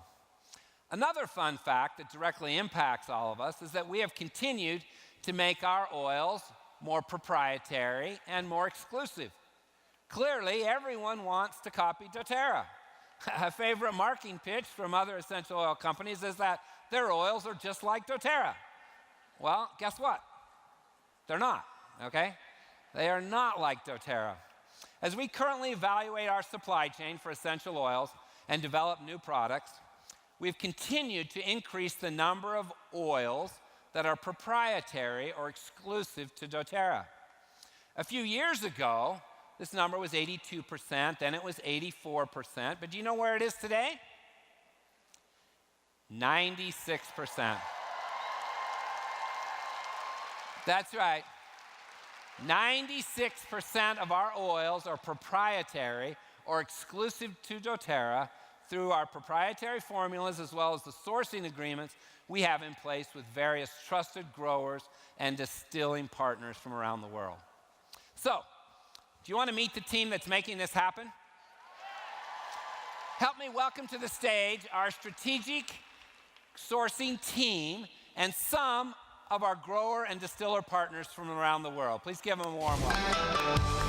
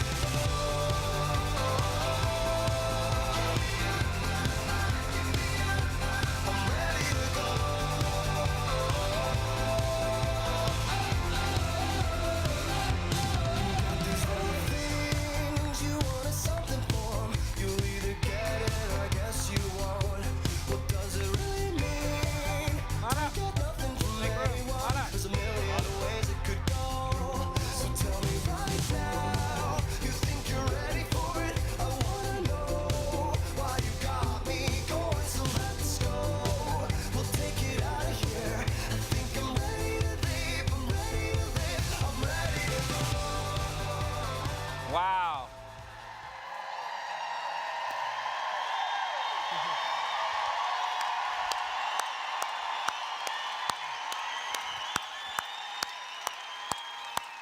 You know, sometimes some of our people think that Emily does all this by herself, right? I can tell you this is the most amazing group of people, and they represent hundreds more. In fact, how many of you are coming to the United States for the first time? Okay, right? They're carrying flags, raise your flags, from countries around the world. You know, I would ask if any of you could name every one of those flags in the countries, we'd give you a free convention kit, but I'm sure none of you can do it, okay? You know, I would love to spend the next several hours interviewing each of you up here to be able to talk about the amazing things that you do in each case. There's amazing things happening around the world to bless lives as we source the most amazing oils on the planet. But I want to introduce just a couple of these partners that maybe you haven't met before, okay? So, Tim, do you have the microphone? Okay. Let me first of all introduce Ashik. Ashik, come on forward. Everyone say hi to Ashik. Okay, do you know which country this is from, right? I don't know if you know. So Ashik, tell us a little bit about yourself and where you're from and what we're doing together, what you're doing with doTERRA. Okay, I'm from Turkey, where my family and I own and operate a distilling operation partnered with doTERRA. We work with many small farmers around Turkey and then operate our distillery to produce amazing oils like oregano and laurel leaf for you. Great.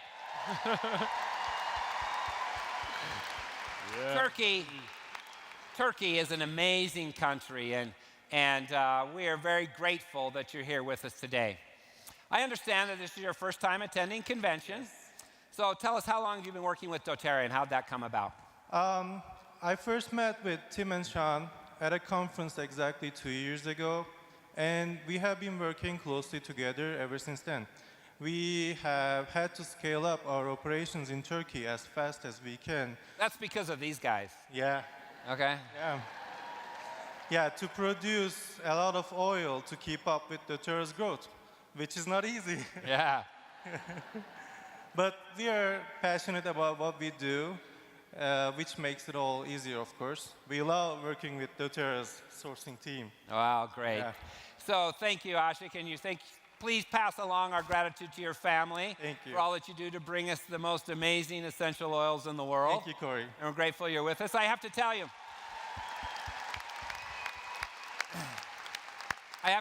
that Ashik and his family work with more than 300 small growers who are growing oregano around the country. And this is a story for another day, but someday we'll tell you about how the oregano spice that you buy in the store has all the good stuff taken out by doTERRA before you buy it in the store. But that's another story for another day, right? Exactly. Thanks, Ashik. Thank you. Thank you, Corey. Thank you. That's great. Yeah, if you've ever wondered why the oregano you buy in the store is kind of diluted, well, it's because the real stuff is here, okay? So anyway. So now I want to introduce you to Yash. Where's Yash? Yash. Great. Welcome, Yash. Thank you. Yash, so tell us where you're from and what you're doing with doTERRA. Thank you very much, Corey. This is my first time at the convention. I'm from a little country called India. India, yeah, very small country, yeah. I'm a proud fourth generation in the long-standing family business. Wow, 4 generations. And I'm here together with my wife and our daughter. Wonderful. Great. Our distillery operations have helped produce the turmeric oil that has been launched here. Wow, turmeric, great. As well as lemongrass oil, spearmint, and many other essential oils that are farmed and distilled in India. Wow, that's amazing to be a 4th generation family business. Thank you. Your parents and your grandparents that started the business years ago must be very proud that the business continues. We very much value your family's extensive experience and artful mastery at what you do with producing the finest essential oils. Thank you very much, Corey. We are truly honored to be here. What has been the most rewarding for us has been working together for the past few years on some of the co-impact sourcing initiatives in India, where we are truly able to change the lives of so many small farmers and their communities. Together, we are helping these small farmers and their communities come out of poverty by planting the best crops, better managing their farms, and having a guaranteed buyer like doTERRA, who truly cares about the farmers, makes all the difference in the world. Wow.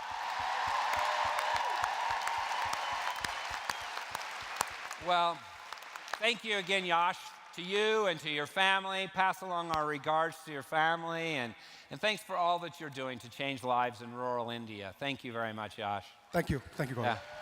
Oh, you take that. I have to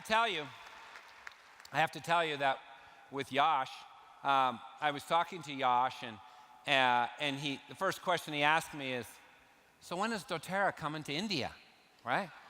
It's like we want to participate in the other side of the business. I'm like, in time. We have our hands full today, okay? Anyway. So, this is an amazing group. And over time, we're going to tell you more and more of these stories. But it's also important to remember that we have old friends here who we don't forget, right? So we have Plamen. Where's Plamen? Plamen. And he's our general manager of Esoteria Bulgaria, as well as Ivan and Cici are with him, right? This team does amazing work at bringing us Lavender, Melissa. Yeah. So thank you for being here, Plamen. Thank you. We don't forget about Plamen. I also wanted you to quickly meet. They were on the stage many years ago here, and I want you to quickly meet Jean-Marie and Elisa. Would you come forward? These are our great friends, Jean-Marie and Elisa, who produce cardamom essential oil, and also the new pink pepper oil coming from Peru, which they distill in Guatemala.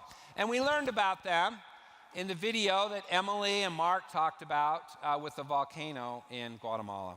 Our hearts go out to your employees and the amazing people that are there. So, following the devastation of the earthquake, I want to ask you a question, Elisa. So, as you witnessed the devastation of the volcano, it came within a few feet of your distillery operations, and what did it mean to you to have a partner like doTERRA standing behind you? Well, honestly, our first thoughts were of our distillation workers, their families, for their safety and well-being, because so many had their homes directly into the path of the volcano flow. So we were so worried about them. Then we realized all the challenges they've been facing by the rebuilding of their lives. And well, spontaneously we think of doTERRA. doTERRA is a company with a heart. And they have always provided when we have asked help for rebuilding communities. So, well, thank you. Thank you from the bottom of my heart for all the love and concern you show for my people in Guatemala. And thank you to all of you and Healing Hands Foundation. Oh, thank you. Thank you, Jean-Marie. Jean-Marie and Elisa are amazing partners. We've known them for a long time. And when we go to a place, we stay there. And we're there for a long time, and we're always with you.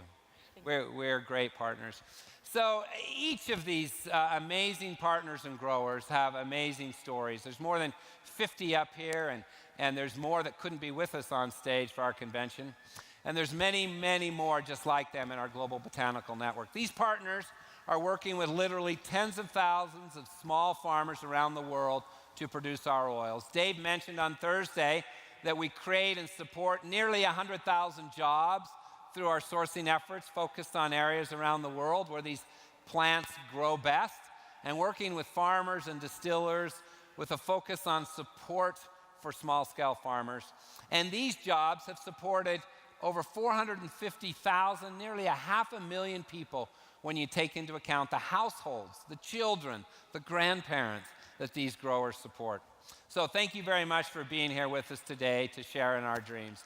Together, we're changing the world. So can everyone give a warm send-off to these growers and distillers and these wonderful partners as they leave the stage. Thank you very much. Thank you for coming. Okay. Oh, you're talking. Take them off, Kevin. Thank you. Thank you. Everybody still believe. Thank you for being here. Thank you. Thanks so much. Thank you. Thank you. Thank you. Thank you. You're such a pretty thing to be running from anyone. A vision with nowhere to go. So tell me right now, you think you're ready for it? So I've asked our sourcing team to remain behind as I want to talk with some of them about their work in these far-flung reaches of the globe. So isn't this a great team? These are all of our employees around the world. But I'm confused. Bishnu, what are you doing here? Okay? These are our employees, okay? Okay, so for those of you who don't know, this is Bishnu Adhikari. Bishnu's from Nepal. And Bishnu is a global humanitarian. And he's done some amazing things through his career. He grew up in a tiny village in the highlands of Nepal, but worked very hard to get where he is today, earning degrees in engineering and international environmental policy, and now spending his life to help alleviate poverty in his homeland of Nepal as well as around the world. As you can see from this video, we've worked extensively with Bishnu when we established our co-impact sourcing work in Nepal for wintergreen, as well as responding to the devastating earthquake in Nepal in 2015. Most recently, Bishnu's been working for USAID to continue helping with the rebuilding of Nepal, but he's continued to consult with us. So why are you up here, Bishnu? First of all, I'm here to thank you all for extending your support to the Nepalese people after the devastating earthquake in 2015. More than 9,000 people lost their lives, and more than 8,000 schools were destroyed, and about 3 million children had no classroom. While the government was still working on the paperwork, amazingly, doTERRA with Choice Humanitarian, they came together and provided the first round of supports. And we've been able to, thank you. We've been able to support, provide critical facilities, public facilities, especially schools and small hospitals to the remote communities where these devastation took place.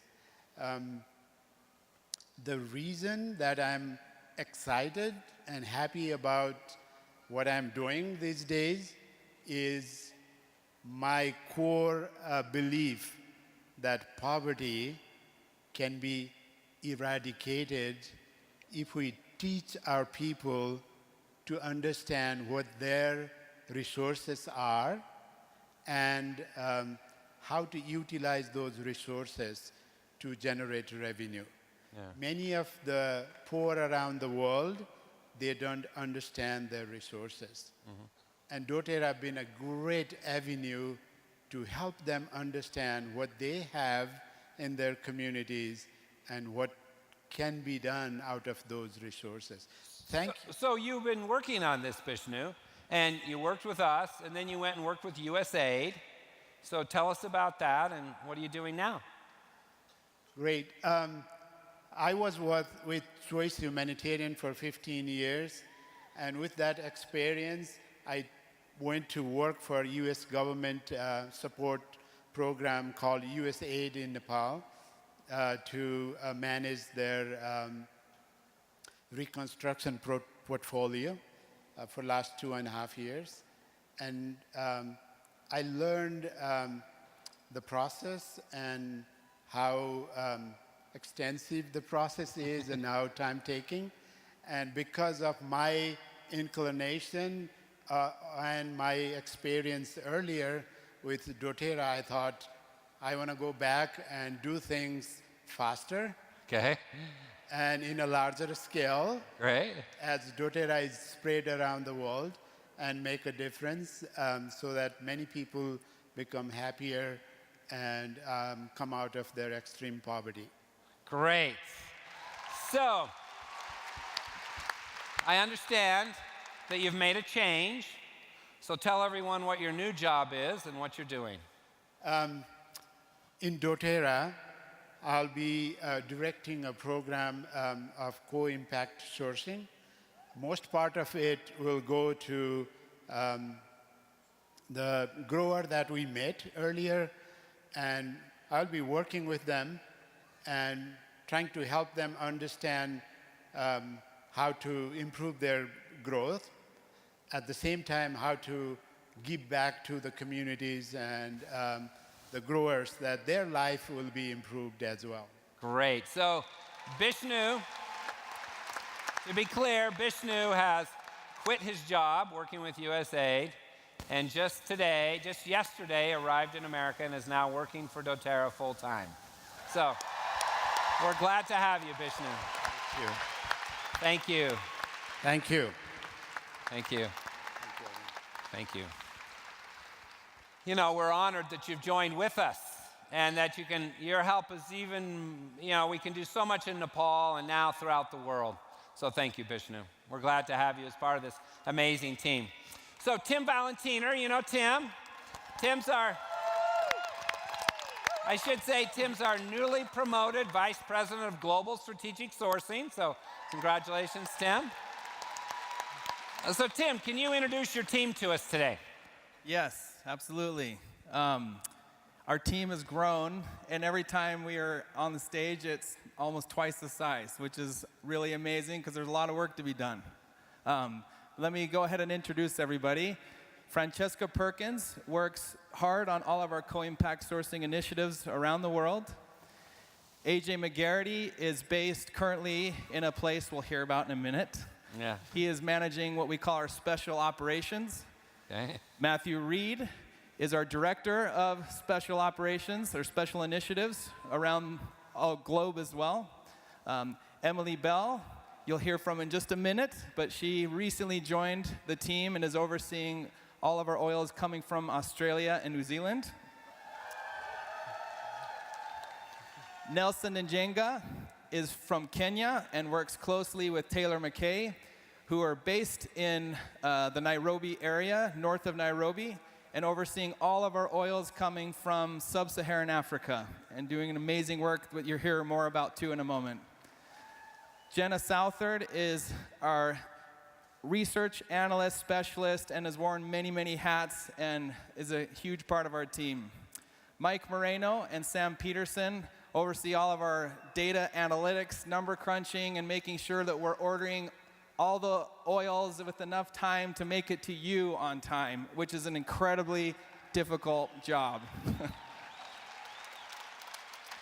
Mike Anderson is part of our team in doing all of the purchase orders and managing document flow and working very closely with all the growers that were up here on stage with us.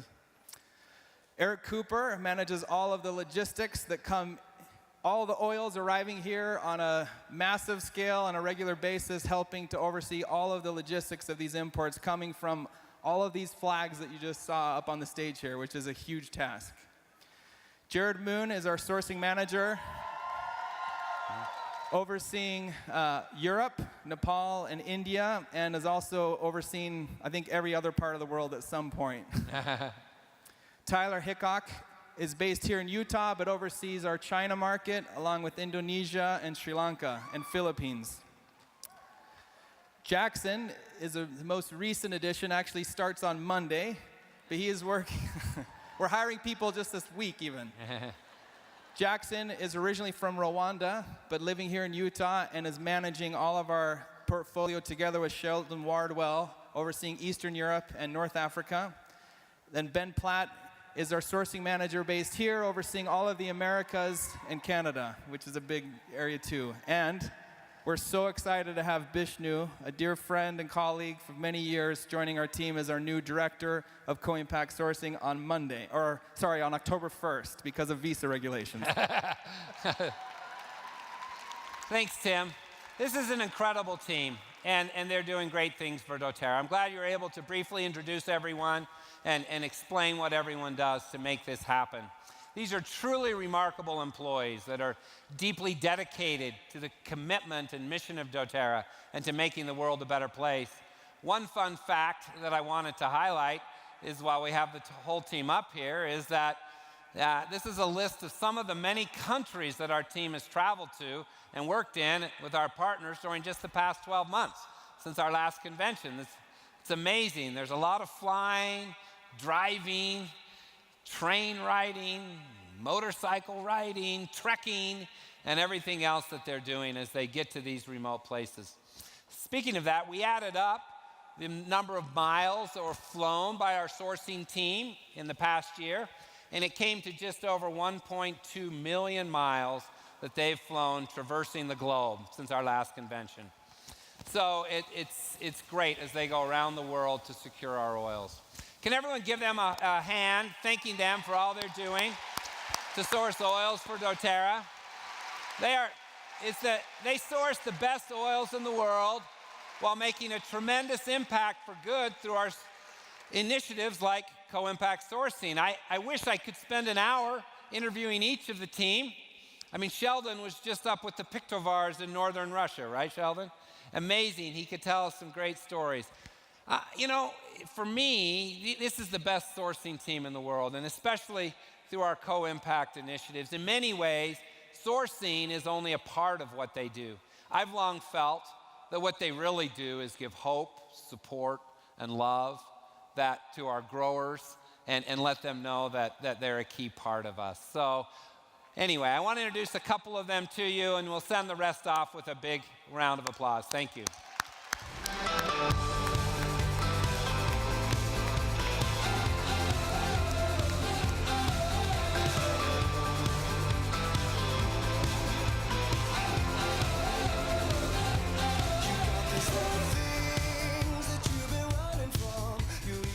Thank you. So Emily, come on up. Emily Bells, our newest sourcing manager. She's based in Perth, Australia, is originally from France. She also lived a good portion of her life in Hong Kong. In fact, I lived in China for 4 years, and I speak a little Chinese, and I think Emily's very fluent, much better in Mandarin than I am, so we're going to have a test here and see if this works. 你说中文吗？谢谢你的介绍 Corey。我会说一点普通话，因为我住在香港的时候，通过中文在学习普通话。可是我想你的发音比我的最好。我要问你一个问题，因为你住在中国4年，你有没有中文名字？ Okay. 我的名字是林可丽, but you lost me other than that, okay? So I know a few phrases, but when we have a conversation, I get lost really fast, okay? So I understand you speak a little bit of English too, is that correct, Emily? I do speak English, but it's complicated because it's kind of a British English, but I live in Australia and I've got a French accent. So I'm not sure you can understand, but we'll try. Okay. Well, we'll do our best. We have a pretty adaptive group here, so maybe we'll be okay. So tell us about your joining doTERRA. Why did you join doTERRA, Emily? Well, that's right. I've joined the doTERRA family about 2 months ago now, but I actually worked with doTERRA for many years on the grower side. So I actually attended convention last year. I have to tell you, it's much more comfortable up there. Okay. Yeah, but we can sort that out later. Okay. When I worked on the grower side, I really witnessed firsthand, all the work, all the passion, all the diligence that goes behind the sourcing of the oils. And I also saw how doTERRA was focused about ethical and sustainable sourcing. I can tell you, actually, being in the essential oil industry for many years, that doTERRA is the only aromatherapy company with such a diverse sourcing team like ours, who's constantly on the ground, working with the farmers to make sure that all the oils we bring, they're pure, they're natural, they are very high quality, and they come from, ethical and sustainable supply. And I also know that, the stringent testing behind every single sample, every single batch of oil provided to doTERRA. So really, overall, I really admired how doTERRA was focused about, the sourcing of the oil, especially on the sustainable side, which is something I'm really passionate about, that I worked on before. And I have to tell you, it's a bit of a dream job being part of the sourcing team for doTERRA, so thank you. Wow. I feel very lucky. Oh, wow. That is great, and we feel very lucky to have you. We know that sustainability is really a key part of all we're doing. But let me just ask you this. What's your dream for doTERRA? Okay. Well, I think we all agree that doTERRA is not just about the essential oils, it's about changing lives, right? Yeah. So my dream is that we just keep working really hard with our existing partners and find new ones so that we can keep bringing more oils and, help people that we come across, whether you're a harvester, a grower, a distiller, someone that uses oils every day, someone from a community in need, we want to change all those people's lives. So that's my dream. That's wonderful. Thank you, Emily. We're 100% Merci, in line. Oh, thank you. Thank you. So AJ McGarity here is one of our newest strategic sourcing members. Welcome, AJ. Thank you very much, Corey. So tell us a little about who you are and where you're living. First of all, thank all of you as well. We wouldn't have this opportunity without all of the wellness advocates, so we really appreciate it from the bottom of our hearts. And thank you, Corey, of course. Oh, thank you. I'm actually a recovering attorney, so... Oh, wow, scary. I left the legal world. Are you compliant? That's the question. To some degree. Okay, yes. good. So I left the legal world and went into construction. I'm originally from the East Coast, but have lived in Texas for the past few years. Thank you. All right, some Texans. I am currently working full-time for the sourcing team based off of the Big Island in Hawaii, so maybe not the best place, but I'm stuck there for now. So other than surfing on weekends, what do you do for doTERRA? I thought I was only supposed to surf. That's why we hired you. I don't know if I can explain much of that. It might be above your pay grade a little bit. Oh, yeah. Well, it is a secret. It is a secret. And I forgot. So maybe we shouldn't explain to everyone what you're doing because it's a secret, right? Well, thank you guys then. Yeah. So, well, do you want to know a little bit about what AJ's doing? Okay, so it's a little bit sensitive, so I'm going to explain a little bit. I can't get into all the details, but you know, ever since Dave and Emily made a trip to Hawaii more than 5 years ago to bring us our amazing Hawaiian sandalwood oil, we've been concerned about the sustainability of this in the future. If the plantations or forests on the Big Island are not properly managed and maintained, the future of the sandalwood trees and our amazing Hawaiian sandalwood oil are in jeopardy. So a year or two ago, we found a unique opportunity to make a long-term difference on the Big Island. And earlier this year, we purchased a large tract of land that we intend to manage and preserve as a sanctuary for healthy sandalwood and koa trees for many years to come. There are lots of developers that would love this beautiful tract of land, but that's not going to happen, okay?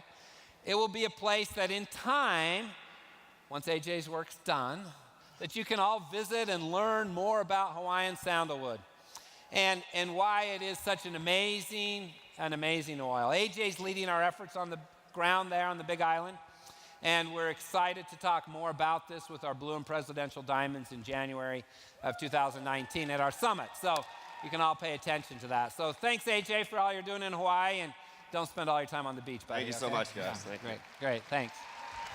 Thank you. Now, give me one of the mics. Give me one of the mics. Do you have it? Oh, you're mic'd, man. You're set. I'm all ready. You're always prepared, Matt. Matt's our guy. For those of you who don't, you remember Matt? The most eligible bachelor in doTERRA, right? He doesn't like me saying that. He gets too many emails after this is over. Okay, so Matt is a key director on Tim's team, and he seemingly spends his life on airplanes and working in mountains and sourcing and distilling of frankincense, along with many other projects. But we want to talk about frankincense for a few minutes. So Matt, why don't you tell us a bit about what you've been up to and how it relates to frankincense? Okay, well, thank you, Corey. It's been a privilege to continue working with the people on the ground in Somalia, and especially the clan leaders in Somalia, or more accurately, Somaliland. And after Dave and Emily first made the trip to Somalia in 2015 to open doors and lay a strong foundation for doTERRA in that part of the world, I've been dedicating most of my time to building strong cooperatives, so the benefits of the harvesting really go to the harvesters and the people who are doing the work, and instead of middlemen. Yeah, so right. We've made a lot of great progress ensuring the quality of the distillation, and mostly because we're taking all of our frankincense and shipping it to Bulgaria to our amazing team in Esoteric, who have perfected the art of frankincense distillation. Yeah. And so in the summer months, we also distill Melissa, lavender, other great oils in Bulgaria, but we're doing frankincense year-round too. Great. And one of the most fulfilling things we've been working on this past year, which has been highlighted already, I believe, here during this week, is the Sanag Regional Hospital that will bring critically needed primary and secondary health services to one of the most underdeveloped parts of the world. Right. Yes, it's going to be life-changing for the people there. The important thing is that this hospital complex is located right in the heart of the frankincense harvesting area. So it'll provide the first ever local services to these communities that are really doing the bulk of the work for us. Great. So I don't know how much more I'm supposed to say, but that's coming online very shortly. The bulk of the construction is done, and we'll soon be outfitting it with all the materials it needs and the staff. And next year we should be saving lives. That's great. Well, thanks, Matt, for all that you do. So why don't you, we have Dr. DiCarlo. Why don't you introduce Dr. DiCarlo, and you two can tell us a little bit about what you're doing with frankincense specifically, right? Yes. So Dr. DiCarlo is the person who can explain this the best. And Dr. DiCarlo, please come to the stage. Please come up.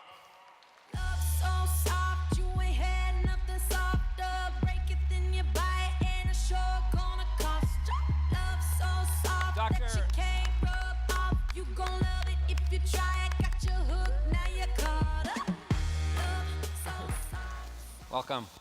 Thank you. Welcome. It's great Dr. to be here. DiCarlo is a member of the APRC board and focuses on sustainability, so we appreciate her being here with us. So, welcome back. Thank you. It's great to be here. I know you've been very busy this year, so why don't you start off by telling us what you've been up to? Sure. Thank you, Corey, and thank you, Matt. And thank you to all of you, the wellness advocates, who've shown us so much support and love this year. It's been tremendous. And so I have a lot of exciting things to share with you, what we've accomplished over the last 12 months. But first, we made a big and bold move to broaden our scope of our research and sustainability efforts to include all 4 of the species that are in doTERRA's frankincense oil blend. Great. Yeah. If you look at the label, you'll notice that there's 4 species listed there. And so from a sustainability perspective, I strongly support that. Because if we only relied on one species, we'd over-exacerbate that. And also, you amplify the potential health benefits of getting all 4. So let me show you what some of these gorgeous trees look like. You're looking at a Papyrifera tree in Ethiopia there, and it's just a gorgeous forest to be in. And here is a sakura tree. These grow in Oman, and again, just beautiful trees. Well, this seems to be a lot of work. I mean, that is a huge forest. There are a lot of trees there, but, and I know keeping the sustainability of them and making sure that they're going to last and supply us oil for a long time, but also benefit the communities for a long time. What has been the main activities for the research to assure those 2 things? Yeah, we've been very busy. My research associate, Stephen Johnson, and I have been working very hard with our teams on the ground to build a scientific base and knowledge and understanding of the trees. It's the cornerstone to being able to properly manage the trees. We must understand the ecology in which they grow. There's a lot that's still unknown about these trees, and so a lot of the research that we're doing, totally supported by doTERRA and APRC, is the first time that this kind of research has ever been done. So we've mapped, let me show you a slide here, we've mapped the growing region, and as you see, this spans across Ethiopia, across Somaliland and Somalia, and Oman. And each place that you see a pin is somewhere that we have worked on the ground, and personally, our scientific teams have taken samples from the trees. That's a first. Let me show you a close-up. There we go. This is Somaliland and Somalia. And everywhere you see a pin is where we've tested 40 Carteri trees, 12 Feriana trees, 12 Commiphora myrrha, which is not a frankincense, but they're closely related. They grow close together. 9 Papyrifera trees and 4 sakura trees. So in this process, we've discovered that there's 3 major chemotypes of Carteri and 3 subchemotypes. Now, that's unique. And those trees, we're trying to understand why they do that and what locations they're doing that in based on soil type and geology. And so it's a pretty exciting discovery, and we were very pleased to publish the first study on that. Yeah. Scientists love publishing. Yeah. We've also produced best practices. We've interviewed hundreds and hundreds of harvesters, landowners, scientists from all around the world and from all of the countries where frankincense grows. And after doing that, now we're in a position to really encourage best practices and management of the trees.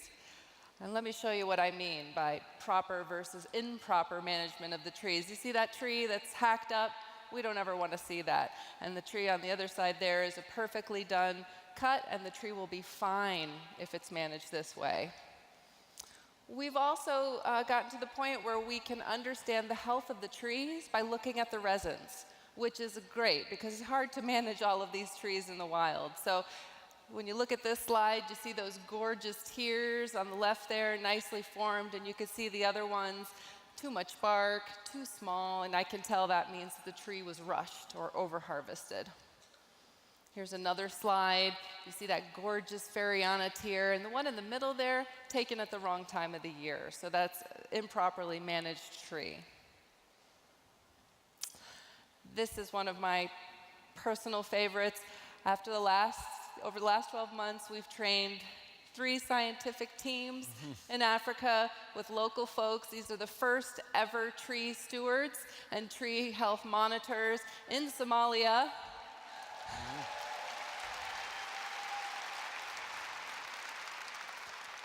And if you look closely there, you'll see something that's even more groundbreaking. That's the first female tree monitor, health monitor in Somalia. Wow, okay. That's a big deal. Yeah. I'm not the only one anymore, Corey. It's not just me anymore. Great. But we're really proud of these teams, and these teams will be working with us for years to come. We've also done a lot of work on building partnerships and connections all around the world. In the center there is Dr. Franz Bangers, one of the most renowned academics in Papyrifera from Ethiopia.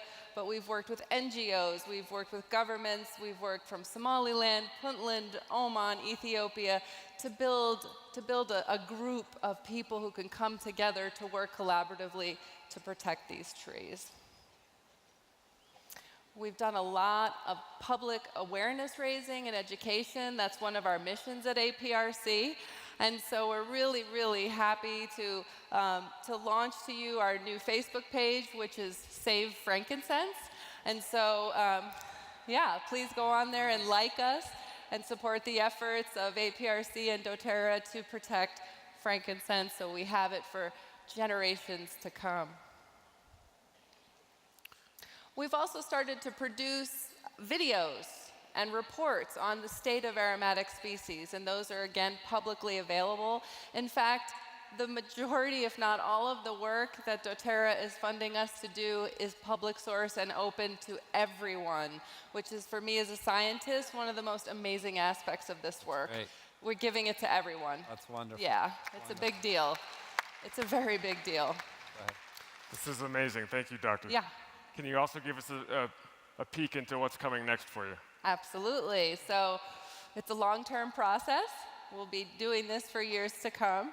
And so what's next is very exciting. So Sheldon Wardwell and I will be working very closely with the sourcing partners in Ethiopia to actually, for the first time, trace from the specific trees and the specific communities that the resins come from that go into doTERRA's oil blend. It's a first. Yeah, it's another big deal.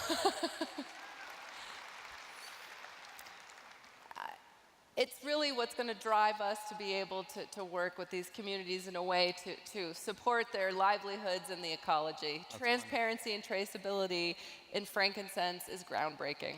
It's Right. never existed before. So, because we want to help women like this, right? We want to be able to get to the ground level. So, we've done a lot of work understanding the ecology and the chemistry of the trees. Now it's time to assess density, which literally means counting trees, yeah? And by doing that, we can get at the carrying capacity of the forest that will enable us to be able to monitor the amounts that we take out without ever taking too much or too little if we could take more, and not hurting the integrity of the ecosystem. So we're really excited, and with the teams that we've trained, they will be doing that work with us. So here's some of the folks that we've been working with and training, and with them, we will be writing manuals for them to train other people in best practices so that they can go forward and keep passing the message of best practices in Ethiopia, Oman, Somaliland, and Somalia.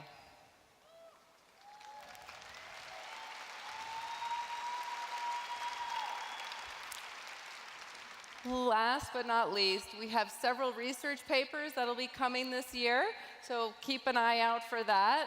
And thank you, everyone, for your support. It's just phenomenal. Thank you, Dr. DiCarlo. We appreciate all that you do. Thank you, Matt. Yeah. I can tell you that with these two leading this effort, we have the most sustainable frankincense in the world, the most pure frankincense in the world, and we have the biggest supply of frankincense in the world. That is true. Thank you. Thank you. We appreciate all that you do. They really do amazing work. A year or two ago, I told the story about Matt spending 30 days in the mountains of Somaliland sleeping on a sleeping bag. And I said, Matt, I want to make sure that's true, because I always like to make sure it's true. Is that really true? You spent 30 days sleeping on a sleeping bag in the mountains? And he said, well, I didn't have a sleeping bag, but yeah, I did spend 30 days in the mountains. Okay, the last thing that I want to highlight today relates to our co-impact sourcing work in Kenya.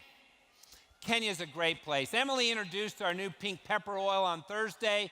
She shared the story of Veronica and Lucy and how their families have been blessed through co-impact sourcing. The more time I spend in Kenya, the more I realize the power of our co-impact sourcing model. As I mentioned, it has been my dream to help farmers. Kenya is certainly an ideal place to make this happen. I remember my first trip to southern Kenya when we met with the headmaster of a school and we asked what we could do at doTERRA to help them in their community. Prior to our discussion, the headmaster asked if we could say a prayer. And we stood in a circle and held hands, and she thanked God that doTERRA had come and asked God that doTERRA and all the families would be blessed by our presence in the region. It was a moving experience for me and one that I will always remember. Anyway, to help everyone understand what's happening in Kenya, we prepared this video, which we called Kenya Rising. It's a beautiful video. You want to watch the first few seconds. The most amazing videography I've ever seen. So let's roll this Kenya Rising video. It's very much surprising because the poverty level here before was really, really bad. Whenever I come here, I see everybody is very busy doing something to earn his or her bread. So your investing in this area has actually changed the lifestyle so far.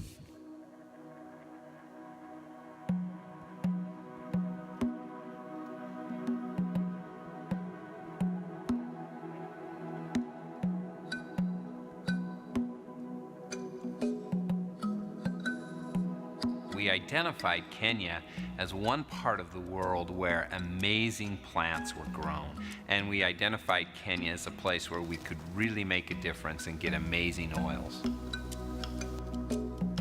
I was recently with a grower in Kenya where they were with their first harvest of their crop. And we talked to them and said, you know, how excited are you? And they said, you know, in our small land we have grown for years, we've never had a cash crop, a crop where we're actually paid right as it was harvested.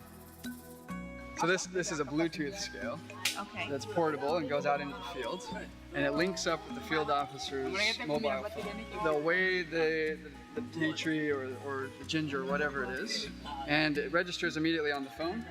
Then Lydia will hit payment. That transaction is recorded in the farmer's account, and then those funds are transferred to the farmer's mobile phone. Within 24 hours. Within 24 hours, yeah. We're pushing for instantaneous, and we'll get there pretty soon. Right. We're at 24 hours right now. What makes it so good for me, when I can do a small thing that would change somebody's life. Like tomorrow I have these people, they cannot go begging, they can take their children to school.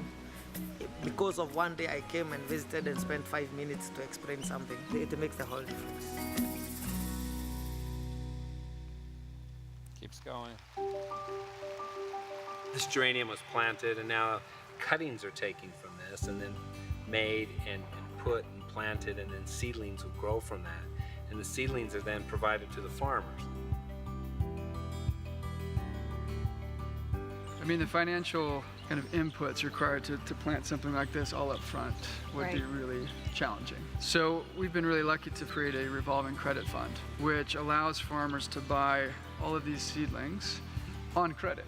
That balance is deducted over the course of a number of different harvests. So they're paying it off over time, which allows farmers to jump into a project like this, which would otherwise be very difficult to do. It is too difficult for the farmer to get the car.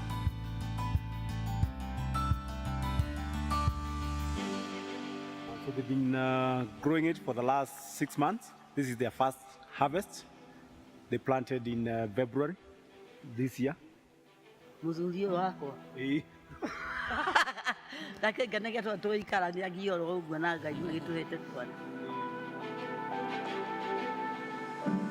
really focused on building systems that put farmers first, providing them all the support structure that they need to succeed as a smallholder farmer of essential oil crops. We've got field officers who spend every day in the field, visiting with farmers, giving them support, offering advice, helping farmers harvest their crops, weighing it on site, paying for it in a quick and timely manner, and then bringing it here to the distillery where it can be processed and distilled into essential oils. We could work with commercial farmers in developed nations and produce wonderful plants, wonderful oils from these plants, but we wouldn't be doing as much good in the world. And for us, we're always looking at how can we impact the world in a positive way.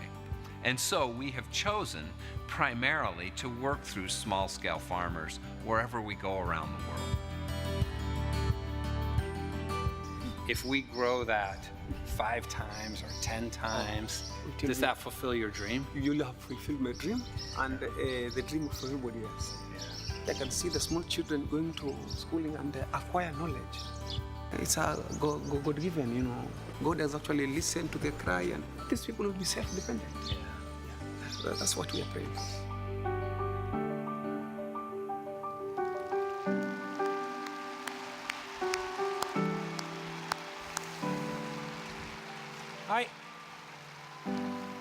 I hope this gives you a sense of why we're in Kenya and the impact that we're making there. Let me try to give our whole Kenya story some context. doTERRA has become the world's largest essential oil company. We've grown from being a fledgling startup that was bootstrapped by home equity loans of the founding executives to 10 years later being a $2 billion company with over 6 million customers and growing around the world at a rapid pace. It's important to remember that in this success story that we are largely an agricultural company that is marketing plant-based products. To grow at a compound annual growth rate of 114% over 10 years with natural products takes a tremendous amount of planning, right? Today, as we look to the future, we see our growth rate continuing at a very rapid pace, and so we're doing a significant amount of planning for the time that doTERRA is not just a $3 billion or a $4 billion company, but is a $5 billion, a $10 billion, a $20 billion company. From an agriculture perspective, and knowing that we are 100% committed to only pure and efficacious products, we really have 2 options as we move forward. First, we could purchase large farms or partner with large commercial growers in the Western world to grow the plants that we need. We could get good oils by doing that, but the number of lives we would touch for the better would be minimal.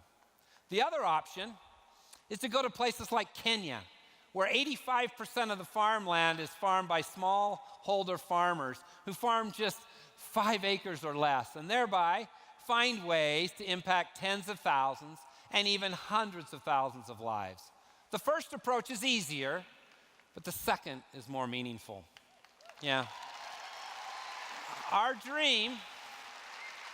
Our dream is and always has been to grow the best and to help the most. Yes, because of our vision and dream of really changing the world one drop, one person, one community at a time, the decision for us is really quite simple. We're going to Kenya, we're going to Brazil, we're going to Russia, we're going to regions of Africa, India, Asia, the Americas, and even the islands of the Pacific, and we're developing plans and initiatives to continue to supply the best and to help the most. All right? Kenya's a key part of all this. The reality is that the millions of dollars we're investing in Kenya have really not yet yielded a significant return because our initiatives are new, they're forward-looking, and really few of our oils come from Kenya today. But as we look to the future, we plan to have more and more of our oils come from plants that are grown in regions of the world where we can get the best oil and help the most people. To help explain a bit more about what this means, please welcome to the stage Taylor McKay of our strategic sourcing team and Campbell Walter, one of our business partners with us in Kenya. So please welcome Taylor and Campbell. I've been losing sleep, dreaming about the things that we could be. Baby, I've been praying hard, said no more counting dollars, we'll be counting stars. Thanks, Taylor. Thanks, Campbell. Corey. It's great to be with you. Let's start with Taylor. Taylor, welcome back to Utah. Thank you. Been a long time, right? Yeah, it has. How does it feel to be on this side of the world again? Well, minus the jet lag. Yeah. No, it feels great to be back in Utah for a bit and to see that Kenya Rising video come together, telling all the stories and highlighting the projects that we've been working on for years is really rewarding. So thanks. Yeah. Thanks for having me. Well, tell us more about what you're doing in Kenya and why Taylor now lives in Kenya and why it's such a prime place for doTERRA to invest in expanding our essential oil. Well, as you know, Kenya is located directly on the equator and gets sunny weather all year long. The center of Kenya is actually at high altitude, which means that it maintains a really comfortable Mediterranean-type climate all year long, with cooler nights, moderate daytime temperatures. And then you've got the coast that's very hot, humid, and tropical. So those that were with us on the presidential diamond trip last November, or those that are coming with us on our co-impact sourcing trip this year, can kind of see all these different areas where we're working and these various geographies. So you've got all these geographies on the equator, and they're really suited for different crops. And we're working in several places across the country where these essential oil crops really thrive. Many people may not know that Kenya is actually one of Europe's primary sources for exported flowers, fruits and vegetables, and other crops because it's such a great agricultural hotspot. So because of this, there's a lot of agricultural expertise and knowledge in the country that really allows us to leverage and build networks with skilled farmers and producers. Yeah, it's really, really quite remarkable. And Taylor and our team there is doing a tremendous job. Tell us more about what we're doing in Kenya to support small-scale farmers through our co-impact sourcing initiatives. Well, I mean, that's really the whole objective, as you articulated earlier, of working in Kenya. We're there to support small-scale farming communities and increase economic welfare in those areas. So we're currently working with over 1,700 farmers throughout the country, and we have plans to reach more than 5,000 farmers in the next 2 years. And to support these farmers, we have an amazing team of field officers who I'm really grateful to work with. You got to meet Kigo a few days back. You saw a little bit of them in this video clip. These are wonderful people. They're trained agronomists. They're in the field every day on their motorcycles, providing training and support to our farmer groups. Yeah, I've had the chance to meet some of these field officers. They support a group of about 150 or 170 farmers traveling on their motorcycles. So share a little bit more with us what they do to support the growers. Well, some of the keys to successful smallholder farming projects are providing a guaranteed market, which doTERRA is able to do, and then providing all the structural and organizational support to really give these farmers what they need.